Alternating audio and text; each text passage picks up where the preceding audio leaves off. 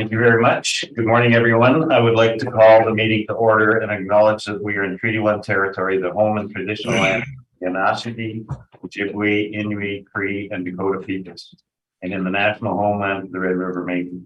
Our drinking water comes from Shoalhaven First Nation in Treaty 3 territory. My name is Brett McIntyre, and I'll be chairing the hearing this morning. Zooming in is a panel member, Kent Seelan, and Diane Knight also zooming in. Our assessor today is Jonathan Spacek, and our hearing secretary is Stephen Lund. To the Zoom participants of the hearing, please note you are placed in the waiting room until your property is called upon. When it is your turn, you will be admitted into the meeting. Kindly follow along on the City of Winnipeg's Border Revision YouTube channel for the hearing process. Once the host admits you into the hearing, please close or mute your YouTube player. You will then be permitted to speak with respect to your property. Once your hearing has concluded, you can leave the meeting. We will be hearing applications for revision of the assessment roll in accordance with the Municipal Assessment Act. The matters for which revision is requested have been described in each application, and we will limit discussion to those matters. Statements that are made at this hearing are sworn testimony, and anyone speaking to the matters must be sworn in.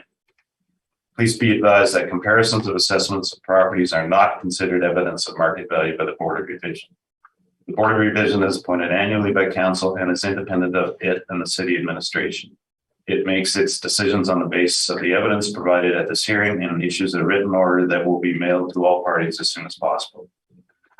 Please note that the Board's decisions with respect to an application may be appealed to the Manitoba Municipal Board if the matter pertains to assessed value or classification, or to the Court of King's Bench if the matter pertains to the application of exemptions from taxation. Should you wish to appeal, information on how to do so will be included with the Board's order. With respect to the hearing process, I will confirm the points of appeal with your property to be addressed with each applicant following the swearing in. We will then have the assessor's testimony followed by questions that the applicant may have, and then the applicant's testimony followed by questions. Each side will have an opportunity to summarize if they wish. Once all the evidence about an application has been brought forward, the applicant may leave. The process will repeat for each item on the docket today. The session will close after all the applications have been heard, and the Board will deliberate in private and make its decisions. You will receive the Board's decision by registered mail as soon as possible. As information, all public hearings are live streamed, recorded, and will be part of the public record. We will be hearing items 1 through 6 on our docket today. Mr. Lund, please affirm the applicant's testimony. Thank you. Mr. Assessor, please state your full name. Jonathan Spacek. You affirm that the evidence you're about to give at this hearing is the truth, the whole truth, and nothing but the truth? I do. Thank you. And Mr. Newman, please stand. Please state your full name. Mark Newman. You affirm that the evidence you're about to give at this hearing is the truth, the whole truth, and nothing but the truth? I do. Thank you. You may be seated. Thank you. The first property on the docket is roll number 13-040-885500. And I'll ask both parties if there's any preliminary issues on this property. I don't know if this is considered a preliminary issue, but I will bring up that we have a lot here for our property that is docket item number 2. This is a parking lot for it, and I'm asking it be confirmed to remove that value from the lot. And if Mark's in agreement, then I will just read the roll number and ask for a confirmation.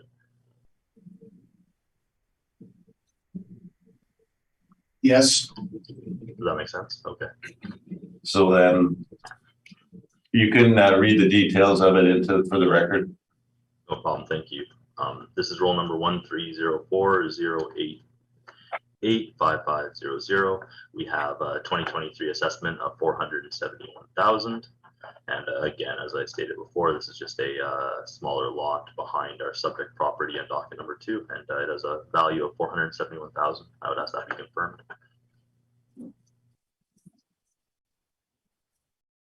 And Mark, you're in agreement with that? On the basis that it is being deducted from the building value. Yes. Yeah. Is that correct, Jonathan? That's what I would like to happen. Yes. Okay. Panel members, Kent, any questions? No questions, Mr. Chair. Diane? No questions, no. And I have no questions. So that concludes the first property.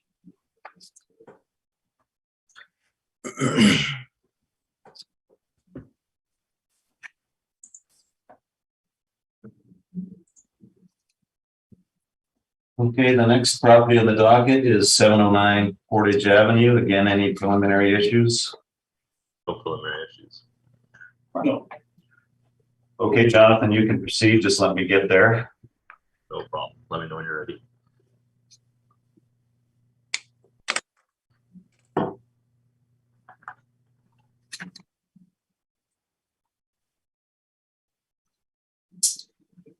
Okay, let's proceed. Thank you, Mr. Chair. We are looking at roll number 130408770000. This is the 2023 assessment is 7,904,000. I am asking that be reduced to 7,433,000, and that is removing the parking lot that is north across the back lane that is fully leased out by the property and used for parking for the subject property. So that is why I asked for the confirmation on the last one. And again, that reduction I'm asking for is to 7,433,000. And this property, it is a fully school exempt office building. It was built in 1978, has an effective year of 1986. If you look at my page 2, you can see more pictures of it to get a better idea. It is located at 709 Portage Avenue. This is just west of Maryland. We have a gross floor area of the property of 62,777 square feet and a leasable area of 58,400. And this is over 5 stories of the property. And if you look at page 2 and page 3, you can get a better view of the property. It is fully leased out by New Directions. If you turn to my page 5, you will see an income workup for this property. So it is an income producing property and we're using the income approach. We have all 5 stories, the different square footages here ranging from $12.89 to $13.09 a square foot for a total potential rent of $758,011. We have a total leasable area of 58,400 with a vacancy loss of 12%, which is attributed to all of our OFC class properties this cycle. Or most of them, unless they've been changed. But we have expenses of this property of 3%, and in our 2020 cycle, the last assessment cycle, all of our expenses were at 2%. So we've increased the overall expenses for the property by 1% across for the whole 2023 assessment, and we've also increased the shortfall across the property. So the shortfall of $10 here on this property is higher than the 2020 shortfall. And again, these are some things that were put into place to account for the changes that have happened with COVID. And we have an overall capitalization rate of this property at 7.3%. And that's how we get to that total overall value of 7,904,000. And again, removing the lot, dropping that down to a total value of 7,433,000. And if you look at my page 6 now, some of the rent comparables I put together to show what kind of marketplace rents are in place for these OFC style buildings. You can see I've put all larger square footage. So on the right hand side of my chart beside the net rent square foot, you can see the size of these properties starting from largest to smallest. First comparable 195 for it. There's a lease in place in this 1979 built building. 36,122 square feet at $16.35. 115 Bannatyne is my second comparable. You have 18,000 square feet of space, a 2-year lease signed in 2018, and that's at $12 a square foot. We have comparable 65 Rory. This is unit 303, so you can get an idea of what a 3rd floor rent is. 1988 signed in 2018, a 5-year lease, 16,000 square feet at $12.50. We have 136 Market as comparable number 4. All these above 4 located or 3 located in the exchange. Again, this is a 15,000 square foot in a 8-story building, and it has an 1150 square foot rate. Comparable 5, 1200 Portage. So this is another OFC located on Portage Avenue down the street. 1972 built, 2007. So we're getting to an older lease, but it's a 7-year lease for 13,000 square feet, signed at $12 a square foot.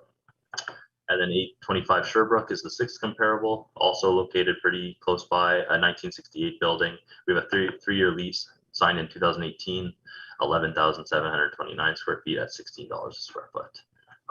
This gives you an idea of a rental range there. I'm showing $12 up to $16.35, and our subject property is at approximately $13 a square foot. Again, not wild out of the range. And then if you turn to page 8, we don't have a classification for what the OFC cap rates are ranging, but just to get an idea, the first 4 rows of this capitalization rate chart, we have downtown A, downtown B, suburban A, suburban B office capitalization rate. So if you look at, for example, suburban A OFS, our city-wide or for our 2023 assessment, the range of cap rates is 5.6 to 6.9%. That's the lowest and the highest you'll see for our OFS cap rates, and then OFCs are, they have more floors, but we're not showing the direct cap rate range for that, but our subject property is at 7.3% if you were to compare it to OFSs. And if we turn to page 9 going forward, actually turn to page 10, I've just included the income and expense mailer for 2020. So this is the information they sent in for that income year, the year before our reference date of April 1st, 2021. And you can see New Directions has a net rental rate in place for 55,179 square feet at $675,942. And then they also have their parking revenue in place of $62,160, giving a total annual income they're actually receiving of $738,102. And that works out to approximately, with the parking, they have a net rate of $13.37 in place. And our market rent for this property, after accounting for the parking place across the back lane, is approximately $13 a square foot. So again, within range of the actual net in place. And there's just some more financials on page 11. And then we've also included, which I'll go over once now, so it's been talked about for the, so you understand what it is. It's included in all the appeals going forward. But we also, with our mailer this cycle, sent out a COVID-19 questionnaire just to try to get an idea of what kind of effect COVID can have on these buildings. So you can see on page 12, we have our COVID questionnaire, question number 1. Again, sent to all properties. Please indicate the extent to which COVID-19 pandemic and related public health measures have impacted the operation of this property. And they've put a minor impact. The 4 options are: has not impacted, minor impact, moderate impact, or significant impact. And question 2, were tenants at this location closed temporarily due to public health measures? They were, yes. 3, have any of the existing tenants closed permanently as a direct result of COVID-19? No. Question 4, in 2020, has the property experienced an increase in operating expenses in response to COVID-19? And they put no. The follow-up to that is, were the increased expenses successfully passed on to the tenants? No. Did the property incur non-recoverable capital expenses related to health and safety precautions taken in response to COVID-19? No. Question 6, have existing tenants requested rent deferral or rent abatements resulting from COVID? The answer is no. And if we turn to page 13, the second and last page of the questionnaire, between January 1st, 2020 and April 1st, 2021, were new leases negotiated after the effects of COVID-19 became apparent? The answer is no. Question 8, have any of the existing leases been amended as a result of COVID-19? No. Number 9, have any tenants abandoned or breached the terms of their leases as a direct result of COVID-19? No. And 10, has the property received any government funded assistance, grants, or financial support associated with COVID-19? No. So again, didn't look like it had a major impact on this property. And I believe that is my whole brief. So if there's any questions, please let me know. Thank you. Thank you very much. Mark, just one question.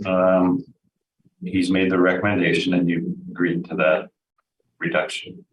I agree to the reduction, but I don't agree to the overall value. Okay, then you can proceed. Thank you. Mr. Assessor, can you look at page 5 of your brief? I can, yes.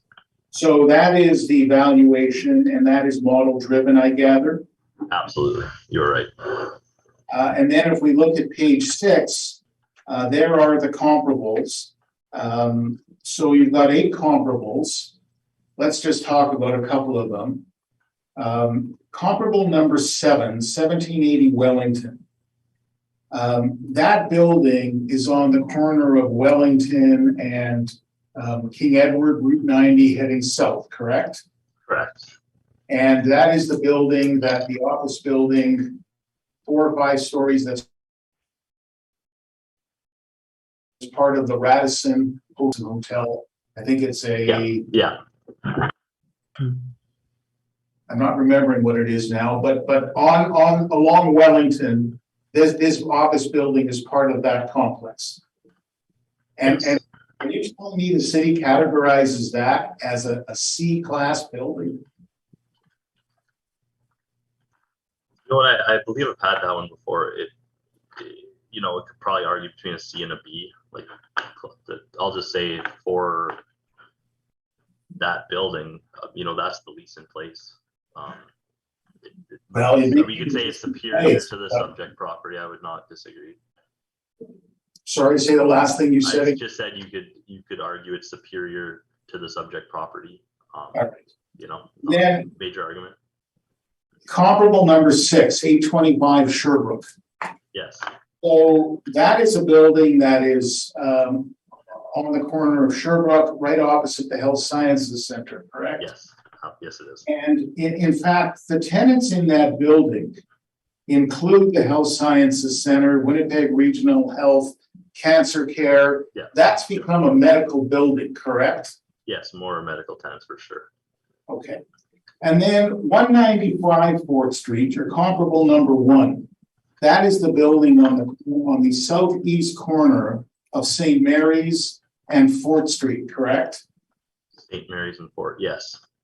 And that is the building that previously was the bank clearinghouse, but more recently it's been repurposed, and that space is occupied by a call center, correct? Data center, call center, absolutely. And have you any idea how much money the landlord gave the call center to outfit that space? The tenant improvements? Yes. I am not on the top of my head, no. All right. And then, so that's those 3 comparables that have rates of $16 or more. The rest of your comparables are either $12.50 a square foot or less, correct? Correct. And of those comparables, your comparable number 2 is the Ashdown Warehouse Building, correct? Correct. Your comparable number 3 is a building at the corner of Rory and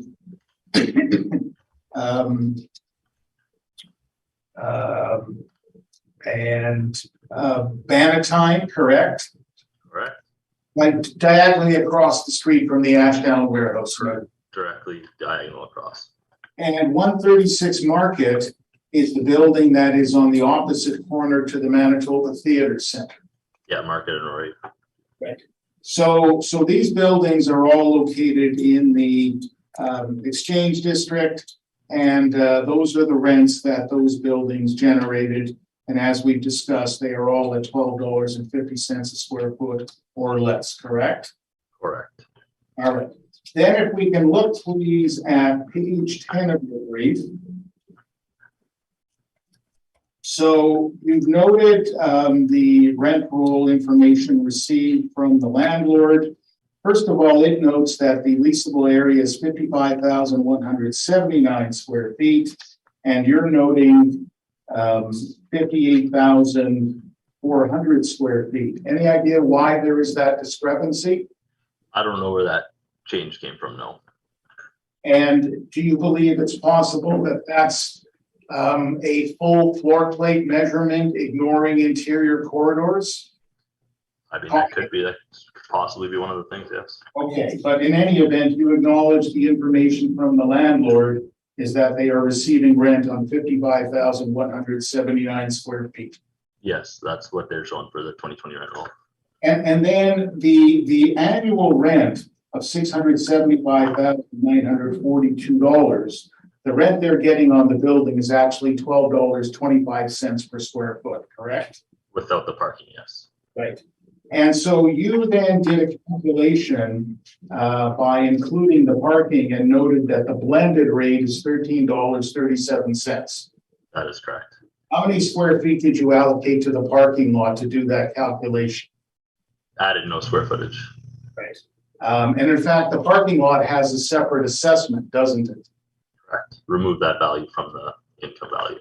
Right. And so presumably then you should remove the parking revenue as well. Agreed? For sure, that's one way you could do it. Okay. Now, I think those are my questions. Thank you. Thank you very much. Diane, any questions? I have no questions. Ken? Yes, I'd like, I'll say confirmation on how you came up with your cap rate. The cap rate is just, so it's a model generated cap rate for our OFCs for the 2023 cycle. And it's taking into account the characteristics that are in the building. So things like the age of the building, size of the building, that's leasable, location, those factors are all put into place to create that cap rate for this model year, if that makes sense. So for 2023, based on those characteristics, that's where that 7.3% cap rate comes from. It's all model generated. Okay, but this cap rate is a little higher than what you had here in your cap rates, which are on page 8. Yeah, so and I just gave an example. Those are the OFS cap rates. So those are usually office buildings that are up to 2 stories. We just don't have there's not a chart just showing the range of OFC cap rates. For this is just that 7.3. I was just showing in comparison to OFS. It's on the higher end. It's a much larger building. It's going to have, in my opinion, a higher cap rate than a smaller suburban OFS, like a 2-story, less risk, less space to lease out. A building of the size, just in a general sense, is going to have more risk involved in a higher cap rate. And I believe someone is frozen. It's not me, I hope. It's Ken, it's frozen. Okay. And did you hear me there? And I believe you did now. You're on mute.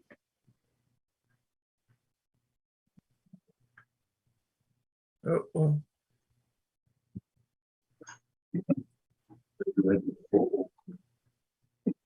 Hi, sorry. It's frozen.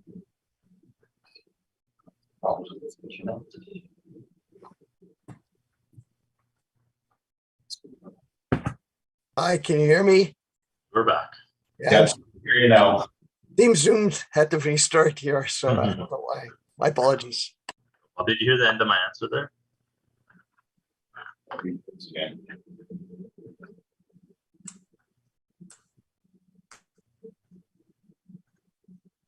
Hi, can you hear me now? Yes, we can hear you. Did you hear the assessor's answer to your question?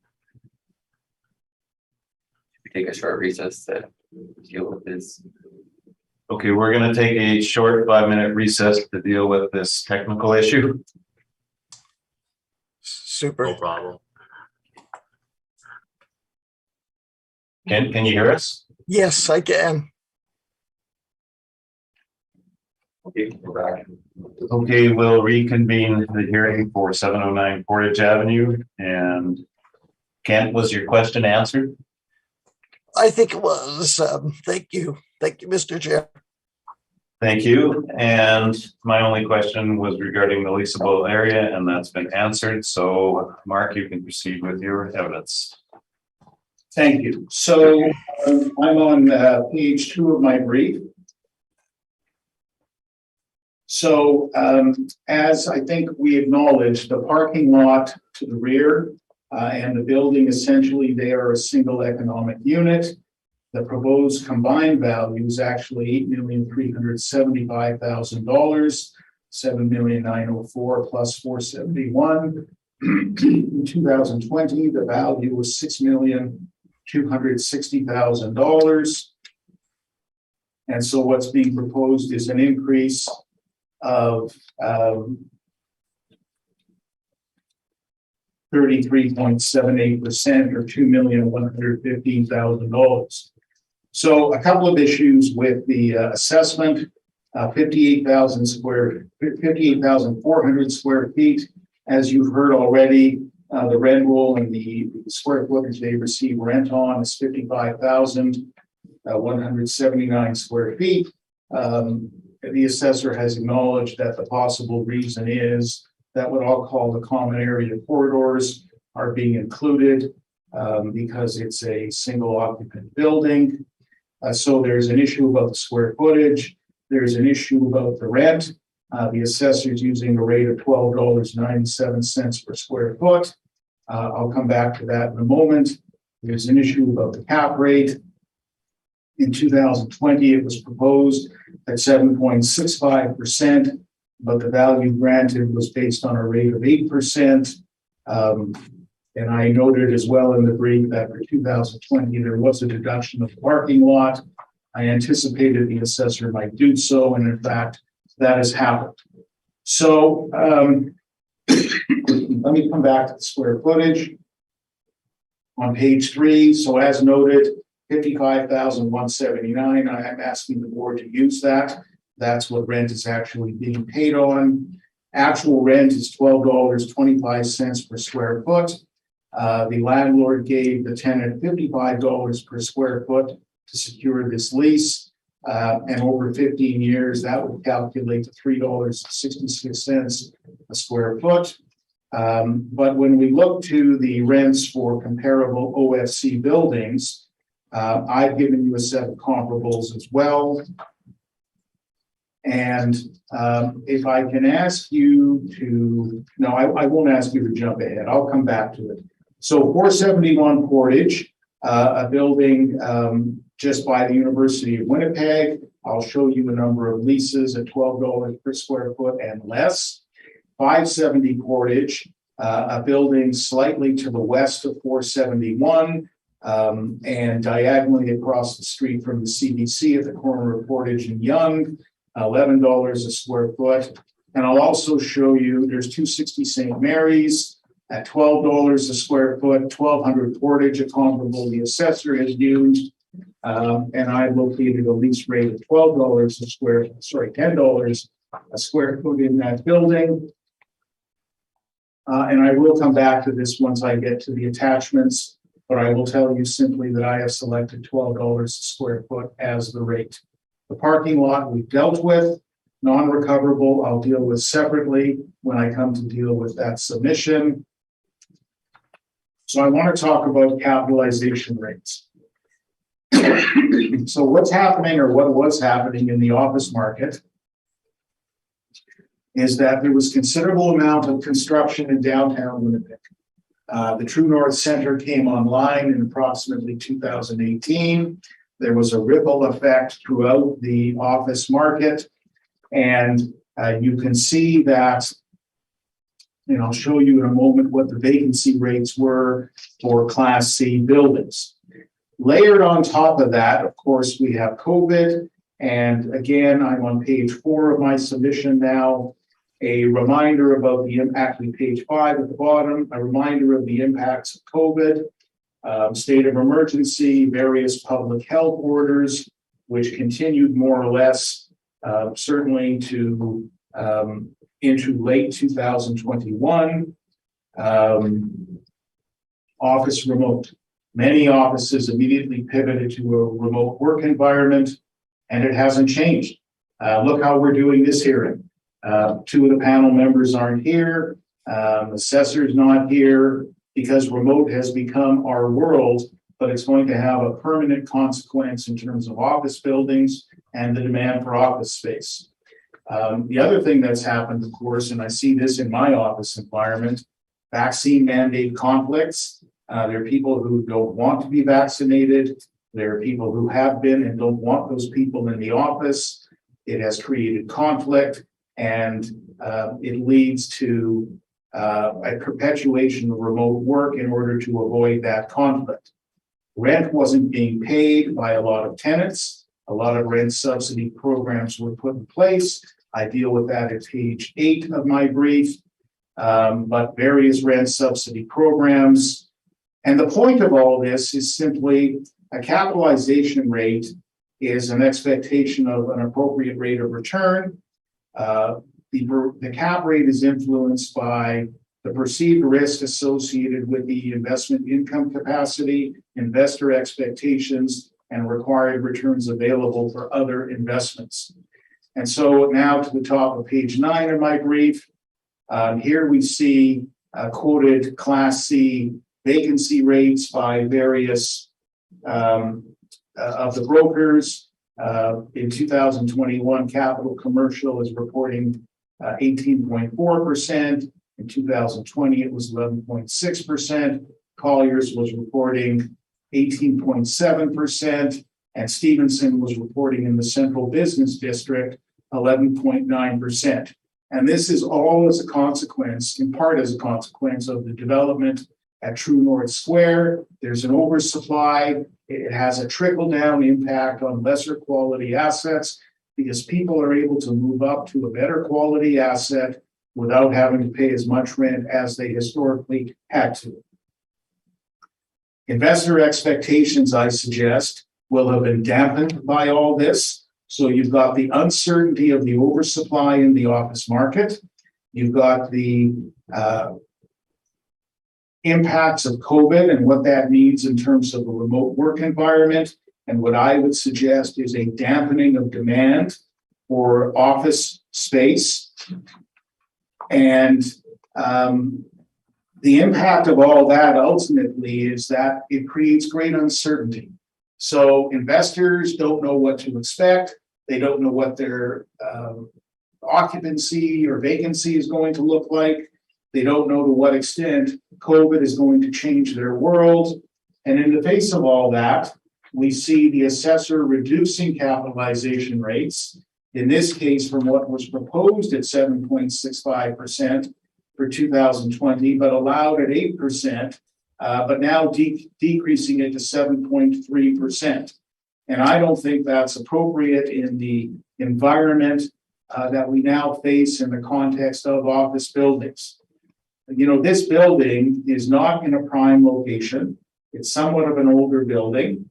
And yes, it's got a tenant at the moment, and successfully they've been able to do that. But of course, what we're dealing with is a long cycle of buildings. And, you know, just by way of example, I'm at page 13 of my brief now. So, and in the lower part of the page, I just give you a comparison chart between what the assessor was reporting for the 20th and 80th percentiles compared to what the brokers were reporting for the low and high for suburban B buildings. And as the assessor notes, they don't have charts for the C buildings, but the assessor was saying that the 20th and 80th percentiles for B buildings would be 5.6 to 6.9%. The brokers, and remember Colliers reports their methodology somewhat differently because they include the closing costs, which tends to push down the capitalization rates. They were at 6 to 6.75. The CBRE is 7 to 7.5. Cushman is 6.75 to 7.75 at the low and the high. This building, I would suggest by virtue of its location, its age, should be at the higher end of the spectrum. And so the capitalization rate was set at 7.3, as you heard. It was 7.65 last time, allowed at 8. I think it should be set at 7.65, but I say that conditional on the rent being appropriately adjusted. And so now I'll circle back to the rents that I didn't want to jump you around in terms of pages. So page 17 of my brief.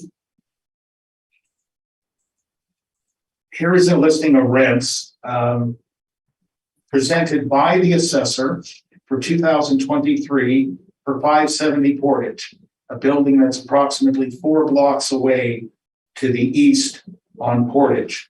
And you can see that a number of the same comparables were used. 136 Market, 825 Sherbrooke, 1200 Portage, 65 Rory. But what you don't see on this chart is any $16 rents. So even 825 Sherbrooke, comparable number 9. So in the assessor's brief, 825 Sherbrooke, he was using a rate of $16 a square foot. In this brief, 825 Sherbrooke, a 2019 lease, there was a rate of $12 a square foot.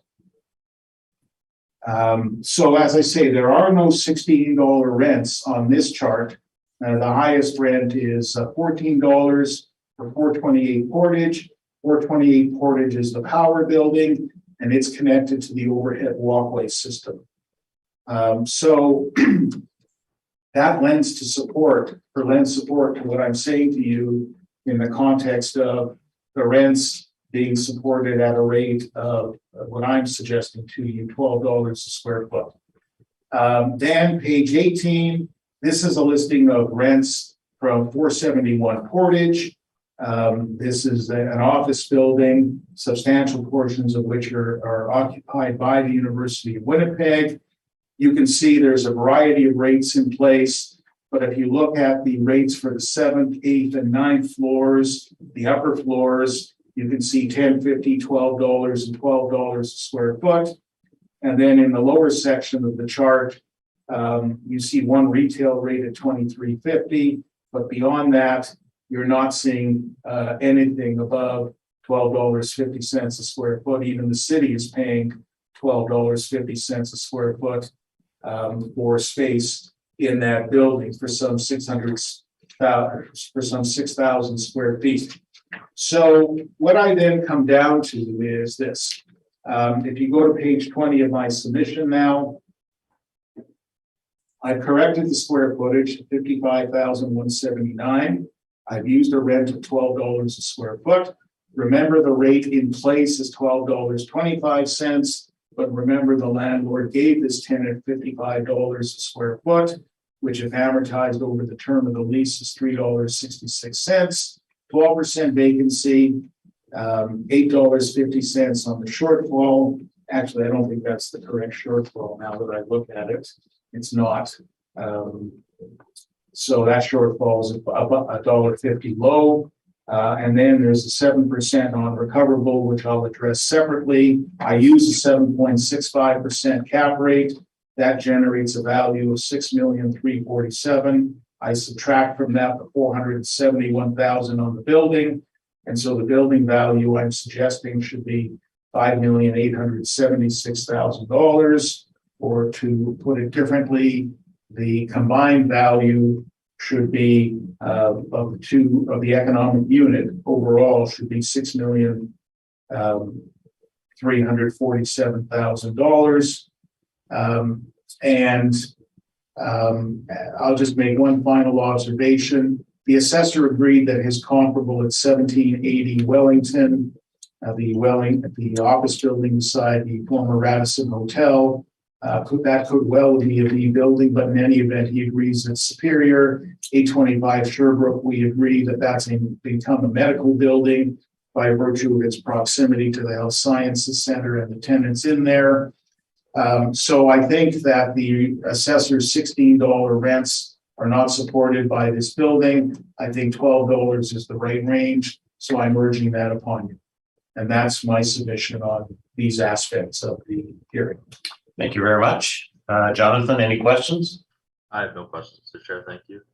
Diane? Just a couple. So in your presentation, you're talking about all the COVID issues, but in the presentation that the assessor made and the document that the owner filled out saying that they only had a minor issue for COVID, would you agree that that's correct? I agree that that's what the owner filled out, yes. Okay. But just so we're clear, my point on the COVID is it's creating issues in terms of the marketplace for office space. There's a dampening of demand because a lot of people are not coming back to the workplace. So we are seeing office space become very difficult to lease, and that in turn creates an impact on the capitalization rate.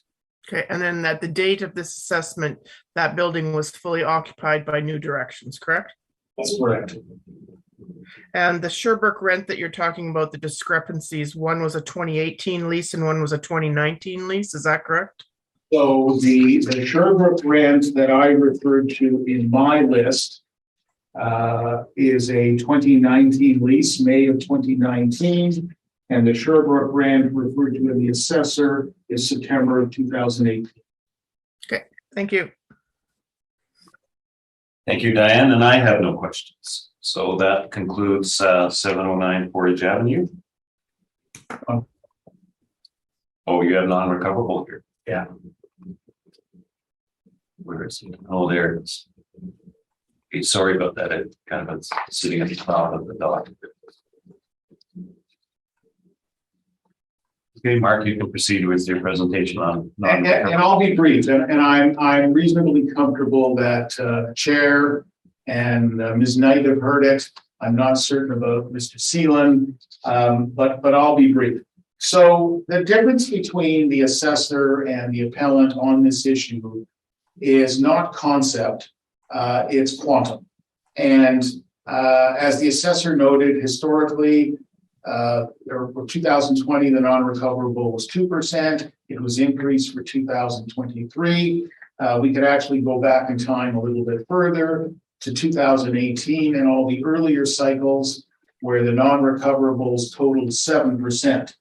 So if we go to my submission, and if we go to page 2 of the PDF, you'll see that there's a heading in the lower half, appraisal methodology.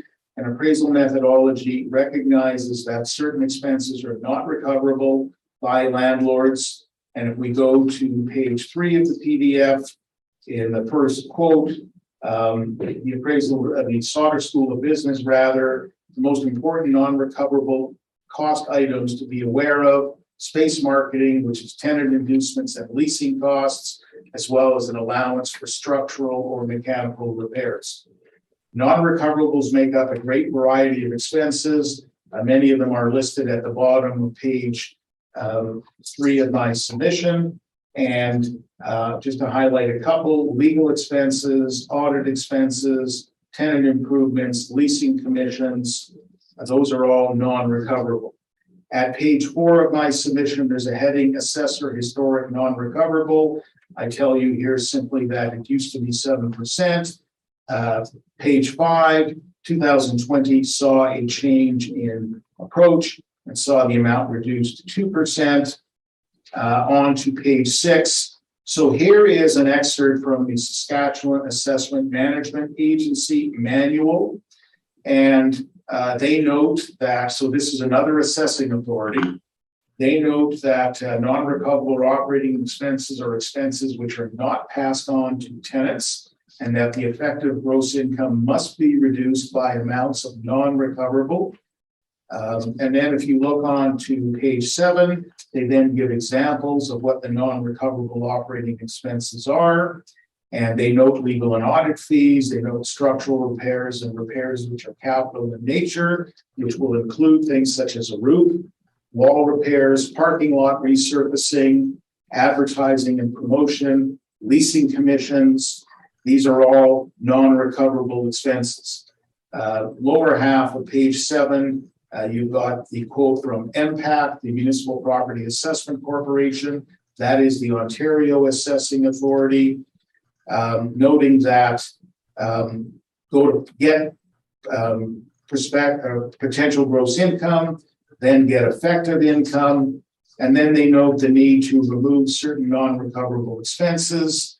And on to page 8, they note that there are certain things that cannot be recovered. In the middle of the page, the paragraph that starts similarly, the impact market valuation reports refer to the allowance for non-recoverable. The middle paragraph, these expenses, second sentence, these expenses referred to as non-recoverables may include marketing, large capital cost projects, legal and audit, ongoing expenses associated with vacancy.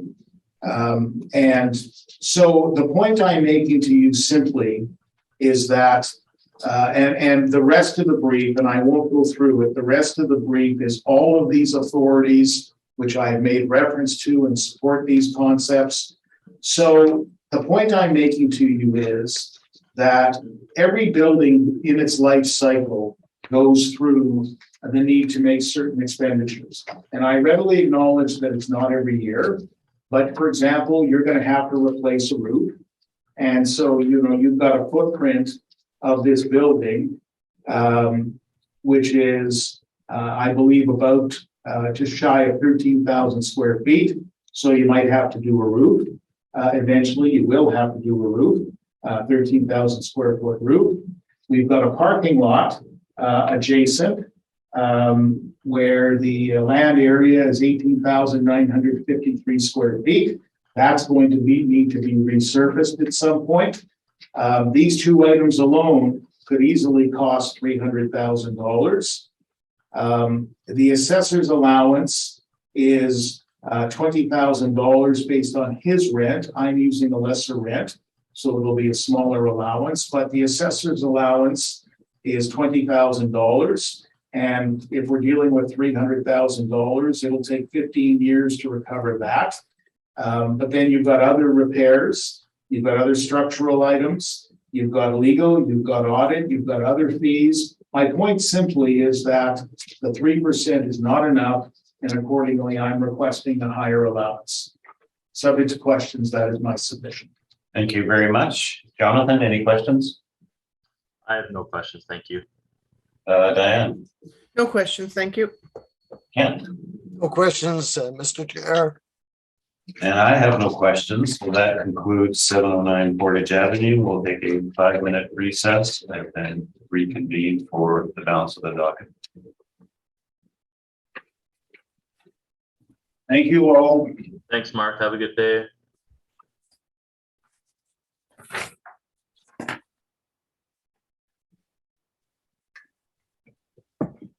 This afternoon.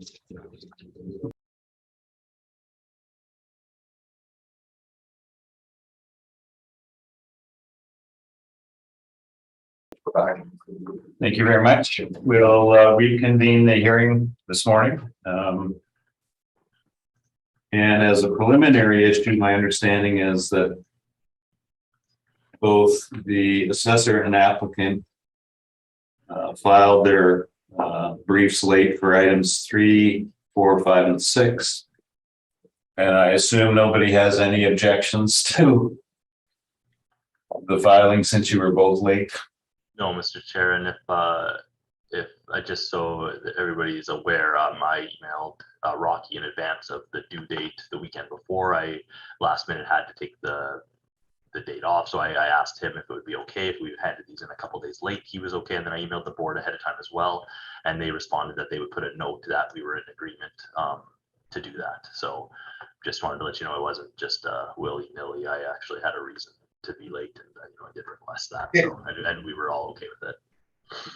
That's fine. We'll, any other preliminary issues, either party? Sorry, Mr. Chairman, I didn't hear you asking me whether or not I concurred. Are you just, don't I have to say something to that effect, or are you just taking the assessor's word for it? Well, you can respond, but you were both late. Yes, well, we had an agreement. We're fine with it. Okay, well then we'll proceed. The next property in the docket is 5210 Rockland Boulevard, and just let me bring it up. And Jonathan, you can proceed. Thank you, Mr. Chair. We are looking at 52 Rockland Boulevard. This is roll number 010034304000. And so this is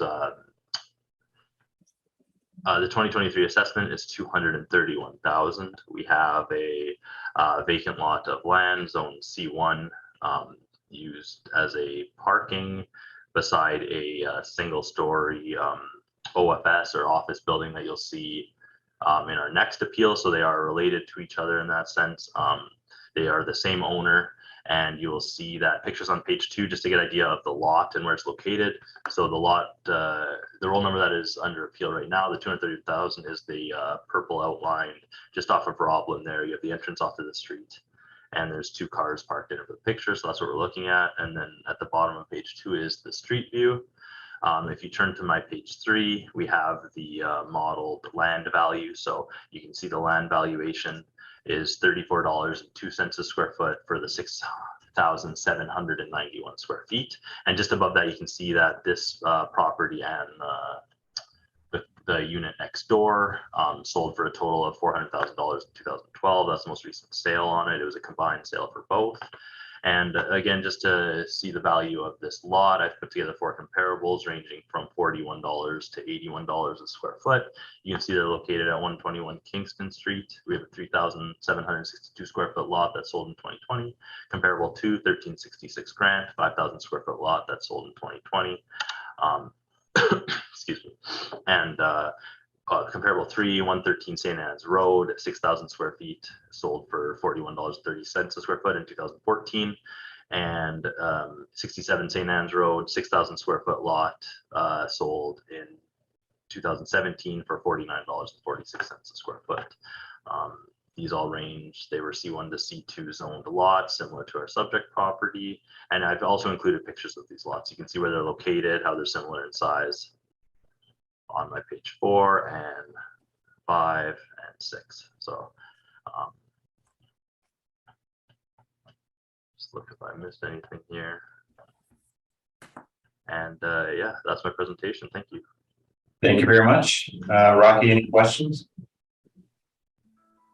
Yes, on the comparables, you use some C1s and C2s. Is there not a difference between the two? Yeah, there's a difference. I'm not saying they're exactly the same. Commercial 1 and commercial 2. Commercial 2 would allow probably for a bit more of commercial development, a few more options. Okay, and did you look at the setbacks on C1 lands? Setbacks? No, I did not inquire into the setbacks. Well, the subject, it abuts residential, does it not? Yes, it is beside residential. And there's residential on its west side as well as its south side, correct? Correct. And you're aware that the zoning standards for C1, that there's a setback requirement where the side or rear line abuts a side or rear line of R1 or R2 zoning, which effectively lessen the developable area. Did you take those into account? You know, with all the zoning, that I believe what you said is absolutely true, and the setbacks would be, there would be setbacks requirement for the next development, so there'd be less space of development on for sure, without any sort of variances or changes in the future. And the use of this is for accessory parking for 5204. Is that not correct? That's what it's being used for right now. Yes, from my understanding. I had the pleasure of listening to the earlier appeal where there was accessory parking on a separate roll, and you made a recommendation to consider it in the whole. What would be the difference in this case? The difference in this case is, so a certain amount, like in where it was located, required a certain amount of parking spots for a building outside of the downtown zoning. That the property we had last time had higher requirements for parking, and the lot was being exclusively used for that. In this one, I looked at how many parking spots would be required by the bylaw, and since the subject property would be able to fit 4 cars on its, like to be able to park 3.4 rounded up to 4 cars based on the square footage of an office building for the parking lot, it made sense to me that that this is a separate role with separate value, if that makes sense. Yeah, no, I understand you're saying now you're calling it for purposes of parking rating a office. This is in fact an insurance sales outfit, correct? From my understanding, yes. Now, is that retail or is that office? That's office, from my understanding. What's the difference between the two? Is it not a customer flow? You know what, how you want to define the retail versus office. I have this that's seen pictures of the property. You walk in, has a very similar to many office properties. We have it considered as an OFS, like a 1-story office. That's, you know, if you want to do it with customer flow, I'm not, you know, we have it considered an office. Well, an office generally receives very, very limited visitations from the public. This is open to the public for to come in, is it not? Absolutely, people can go in for sure. And when it's being considered for the parking requirement, you know for certain that property and planning treated it as office rather than retail? How property planning treated, I'm not sure. Okay, and the difference, of course, is that office allows one stall for every 750 square feet, and retail is one stall for every 250 square feet then, correct? That would be a difference for absolutely. And doesn't a lot of the parking requirements stem from the need of, like, why would these people need all this parking?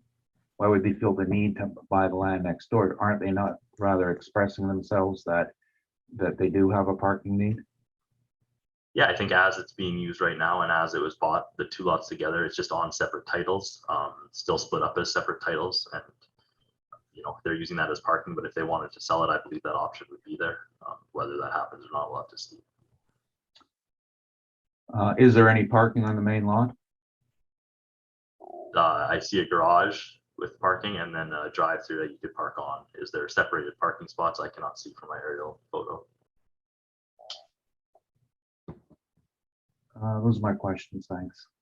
Thank you. Diane, any questions? No, sir. Ken? No questions, Mr. Chair. I just have one question. What's the frontage on Roblin? The frontage, how long it is? How wide, like on the street, what's the frontage? I would have to measure. I'm not sure offhand. I don't believe I have that measurement. Okay, that's fine. Okay, that's all my questions. Rocky, you can proceed. Thank you.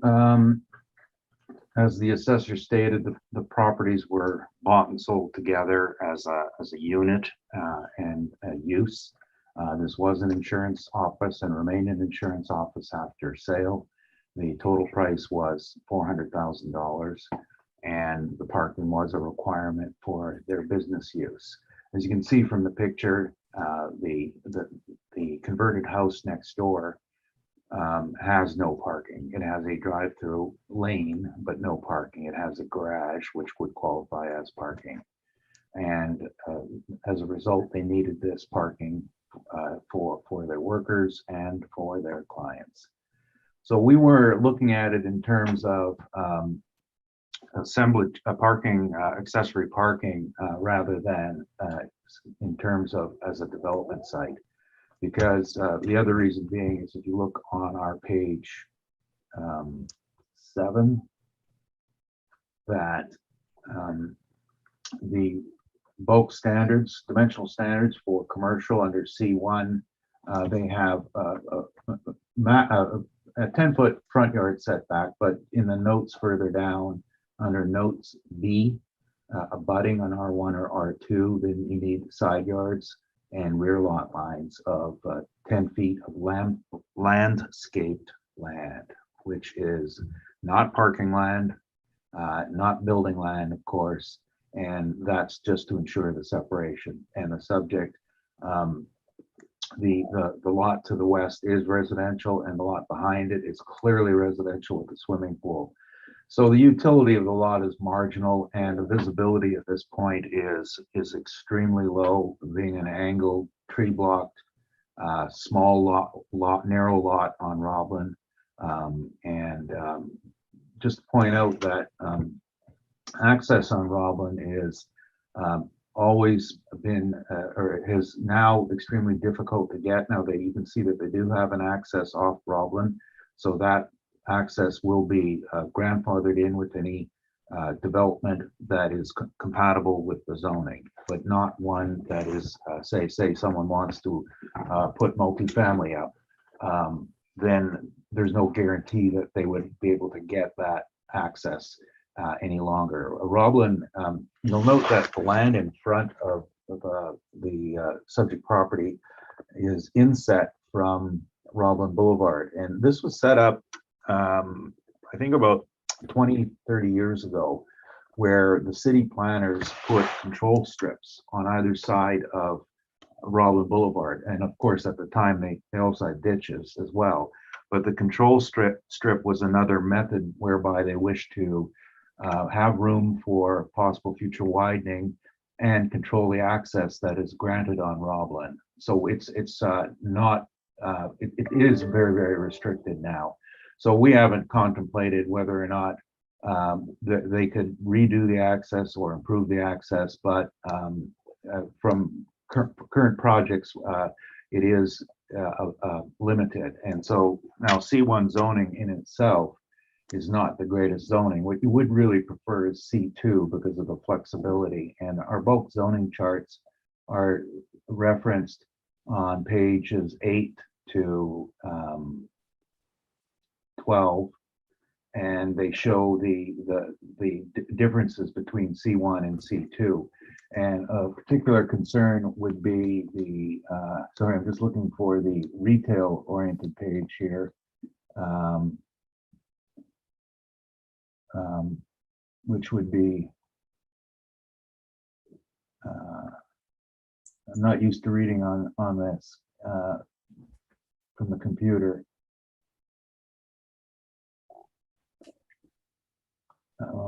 I'm looking beginning page 10, personal services and retail sales. Okay, that's the one I'm looking for. Under the retail sales category, you can see that the column of C1 is usually empty, whereas C2 will have a P or a C, which stands for permissible or conditional. And going to the bottom of page 10, anything related to automotive is not allowed in C1. And so businesses that are more traffic oriented, of course. C1 was designed for the corridors on, say, a street like Ellis or Sherbrooke or an area like that, where street front was prevalent, and it's not a type of zoning that is conducive to the suburbs with the traffic orientation. So we're not really bullish on its prospects. Now, as far as the sales go, I think like the assessor, we looked at a number of sales, and just like he did, we looked in different areas. We were looking at areas, probably the sale we thought was of most interest was the Henderson sale, even though that is C2 and it is a bit bigger.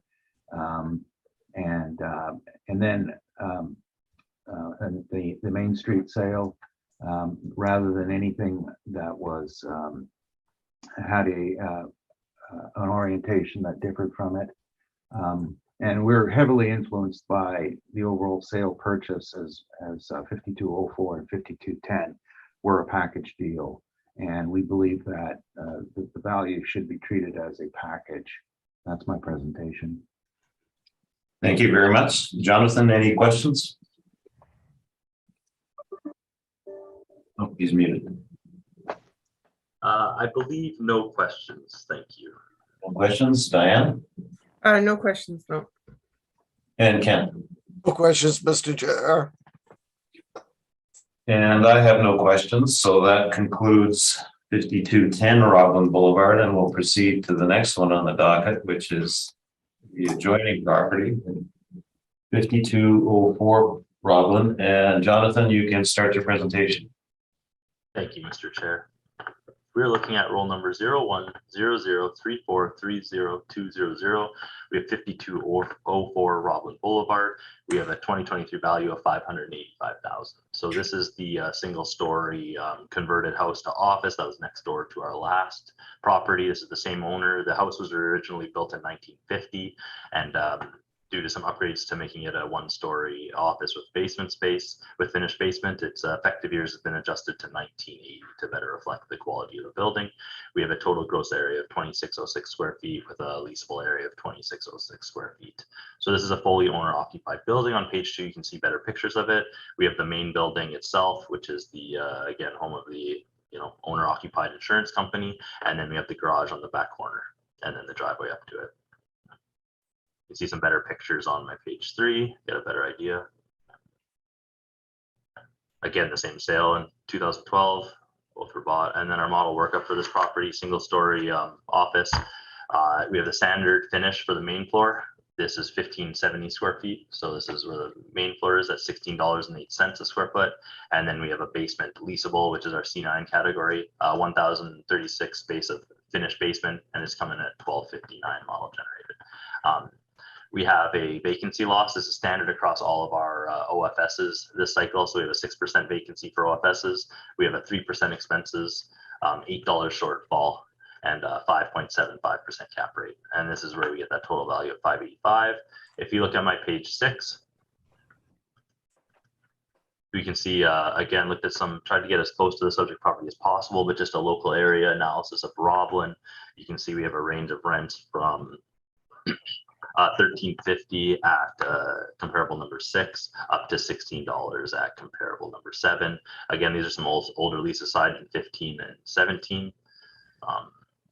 And you can see the square foot ranges. I tried to keep them low to represent main floor space on Roblin. And my total average works out to $13.87, weighted average of $14.44, and a median of $14. And again, our OFS cap rates, just on page 8, you can see on the third row down, suburban A, suburban B, OFS, they're the same for ranges, but our 20th to 80th percentile is 5.6 to 6.9. And our subject property is coming in at the low end, which tends to happen with a smaller square footage of a smaller building. And we have, here, a 5.75. And if we look, we just have our mailer sent in, just expenses as it's owner occupied, and that's expected. Page 10, 11.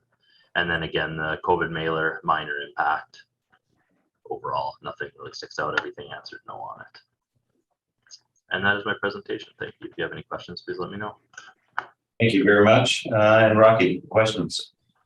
Yes. I'm just curious first before we start is page 6. You had a blue line drawn through. Yeah. But when obviously you took a sale out, a rent out. Did that change your mean and median? It would have slightly. It was a small square footage, but you can adjust it, slightly. It was a lower rent, I believe, slightly down from 1387. You can slightly adjust it, no problem. Okay. I was just going to quickly just do that just to see if it really matters. And I'm getting 8. Getting a slight average change down to 1385 without that went in. So, okay, that sounds like we shouldn't be too worried about it then, right? Absolutely not. Super worried. Now, these properties, the first one is a purpose-built office on Roblin Boulevard for an accountant. Is that correct? That is correct. And looking at a picture of it, steel frame building, brick finish. No, you disagree with that? I don't disagree. I believe you. Okay, it's my ex-accountant actually. There you go. And been in there quite a few times. And the 6010 Roblin, what type was that? Again, 1-story OFS built in 1980. See here, I have my little list. I'm looking at a picture of it. It's a strip mall. Yeah, strip mall, more 1-story strip mall with multiple units. Right at the corner of Municipal Road in Roblin. Right, steel frame, slab floor, Agreed. masonry finish. Agreed. Would it be fair to say, I mean, we can go through all of these, are pretty much all of these of that ilk? Yes, they're all, office, retail, same style of building you're talking about. None of them are converted houses. Okay, thanks. You make things quick and easy. Try to. Let's just get to the point. Yes, so what we have is some superior buildings, average of $13.85 a square foot, and the model applied $16.08. Yeah. Would you not figure that might be a little bit strange? Yeah, I mean, again, 1-story OFS, with the size of it draws a higher bit of a rent, the quality of the building, it is a nice 1-story OFS space. So it does draw that in the OFS rent, and, maybe not as common on the Roblin Strip for a converted house. I would agree with you. Okay. And the basement space listed as leasable, is it separately demised? No, I believe it has stairs down to just a finished basement. I recently saw pictures and they use it for some storage. They have kind of like a boardroom. It could be used as like just an open room, could be used for business. But not demised from the exterior. No, absolutely not. It's just a basement of the it was just converted basement space. And you're saying for storage now, your model put on a $12 rent, and I'm looking here, you don't have any rents to support this, do you? Yeah, I'm not attached to that 1259 basement space rent. Like again, model driven for basement leasable, you're going to get basement leasable ranges around the city, but I am, again, not super attached to that 1259. The vacancy rate, how does what's the process by which the city model calculates or submits a vacancy loss? So vacancy rates for different classes are looked at on a class basis. So again, look at mailers sent in from OFS properties, the wide range of OFSs. Then we'll look at what, as of the reference date, the year before up to the reference date, what are the vacancies looking at per building where there are, net leases in place. So you're looking at a wide range as you can, and then you're finding out what an overall vacancy rate is, comparing it to the last year's, kind of stabilizing it. And then, so for our overall OFS rate for 2023, we're at 6% is what we're finding. But was this sourced from the questionnaires? It was confirmed. It was, so modeling, has their vacancy rate year after year, and then it's confirmed or looked at, compared to, however you want to put it, with actual sent in mailers. Okay. But not per property. We're not looking at this one for this property. It's a modeled rate, if that makes sense, for across it all. And for this cycle, it's the model then that established that 3% was the proper number for expenses? Yeah, so expenses, the non-recoverable expenses were looked at, and they were increased from 2020 at 2% to 3% for 2023 to help take into account some of the increased costs for COVID. Same with the shortfall. The shortfalls were all increased across the board. And was this information derived from the questionnaires? For the expenses, non-recoverable expenses were, I'm not sure on the process for the non-recoverable expenses exactly what the exact process was. I wasn't part of that. Okay. As to the cap rate, what is, sorry, I just want to scroll and look at your table, which is on page 8. So this would be office, suburban A or B? Well, they're the same across. So for the city, right, but you could say suburban A, Okay. OFS 5.6 to 6.9 was our 20th and 80th. So taking out the very low and the very high, that percentage between 20 and 80, all of our OFS caps, or the majority of them, will be between 5.6 and 6.9. So this 5.75 is then towards the lower end. It's on the lower end of our 20th to 80th percentile. Yes. And do you have any examples of properties I retract that. When this model is generated, what are the standards that it uses to determine the rate? Well, again, so it's looked at actual sales with incomes in place to determine overall cap rates that are used in a cycle. And then, based on the size, location, class, right, age, those type of things is what determines the cap rate model, like a model cap rate for a property. So size, location, class, Stuff like that. age. Yeah, I'm not exact on the exact for everyone, but I'm trying to give characteristics that are used to determine cap rate, whether it be higher or lower.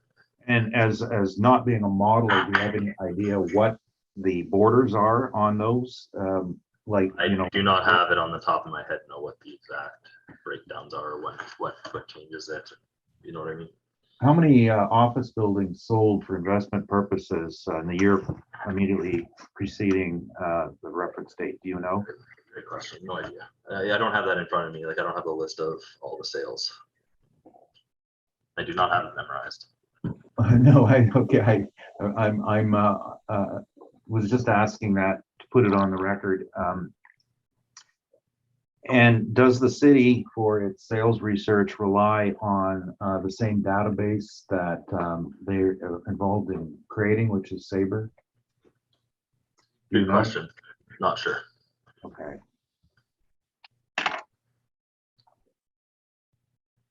Those are my questions. Thank you. Thank you. Diane, any questions? No, sir. Ken? No questions, Mr. Chair. And I have no questions. So, Rocky, you can make your presentation. Thank you.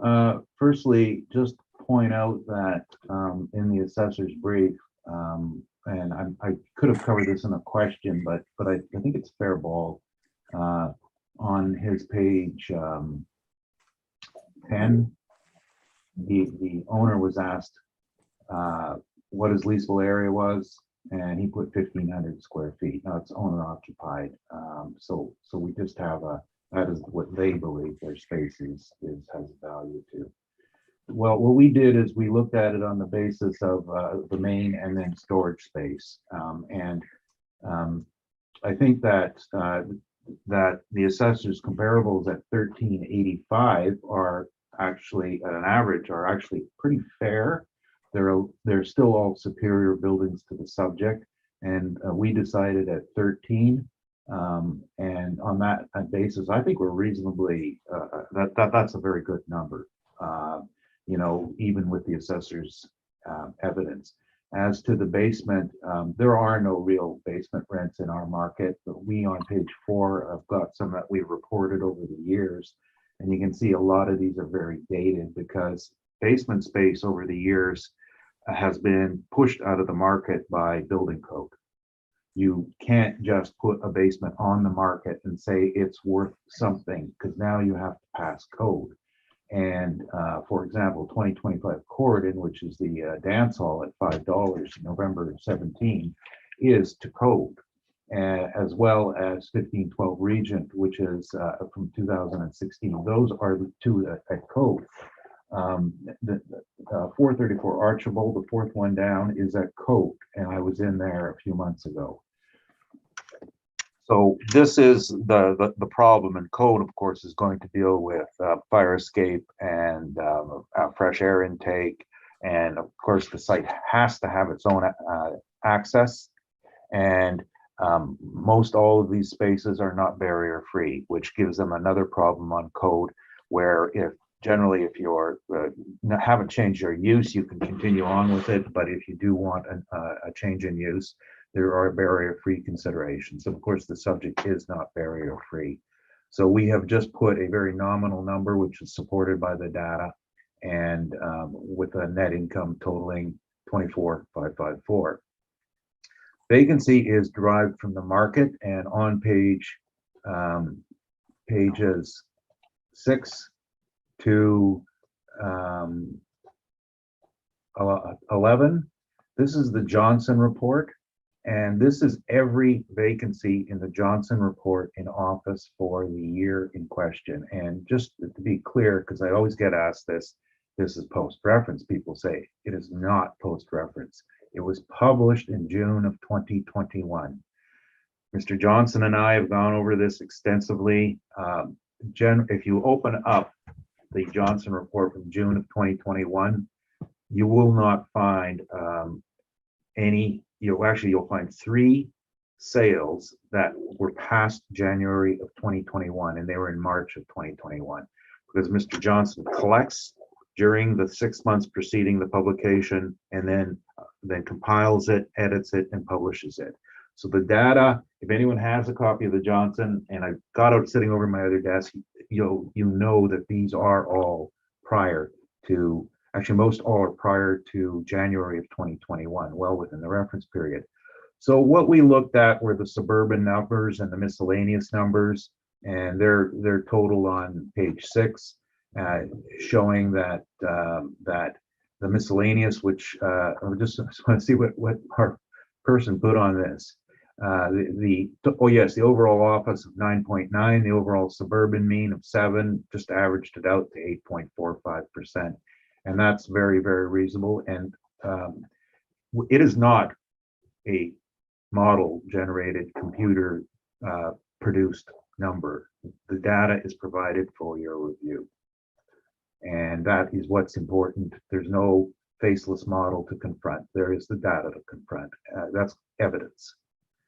So then we move to our expenses, and we've applied a rate of non-recoverables, which is actually comes out to 7% in total, 5% for non-recoverables, 2% for structural reserve. And to calculate that, we are going through every Collier's managed property, which our study begins on page 39. And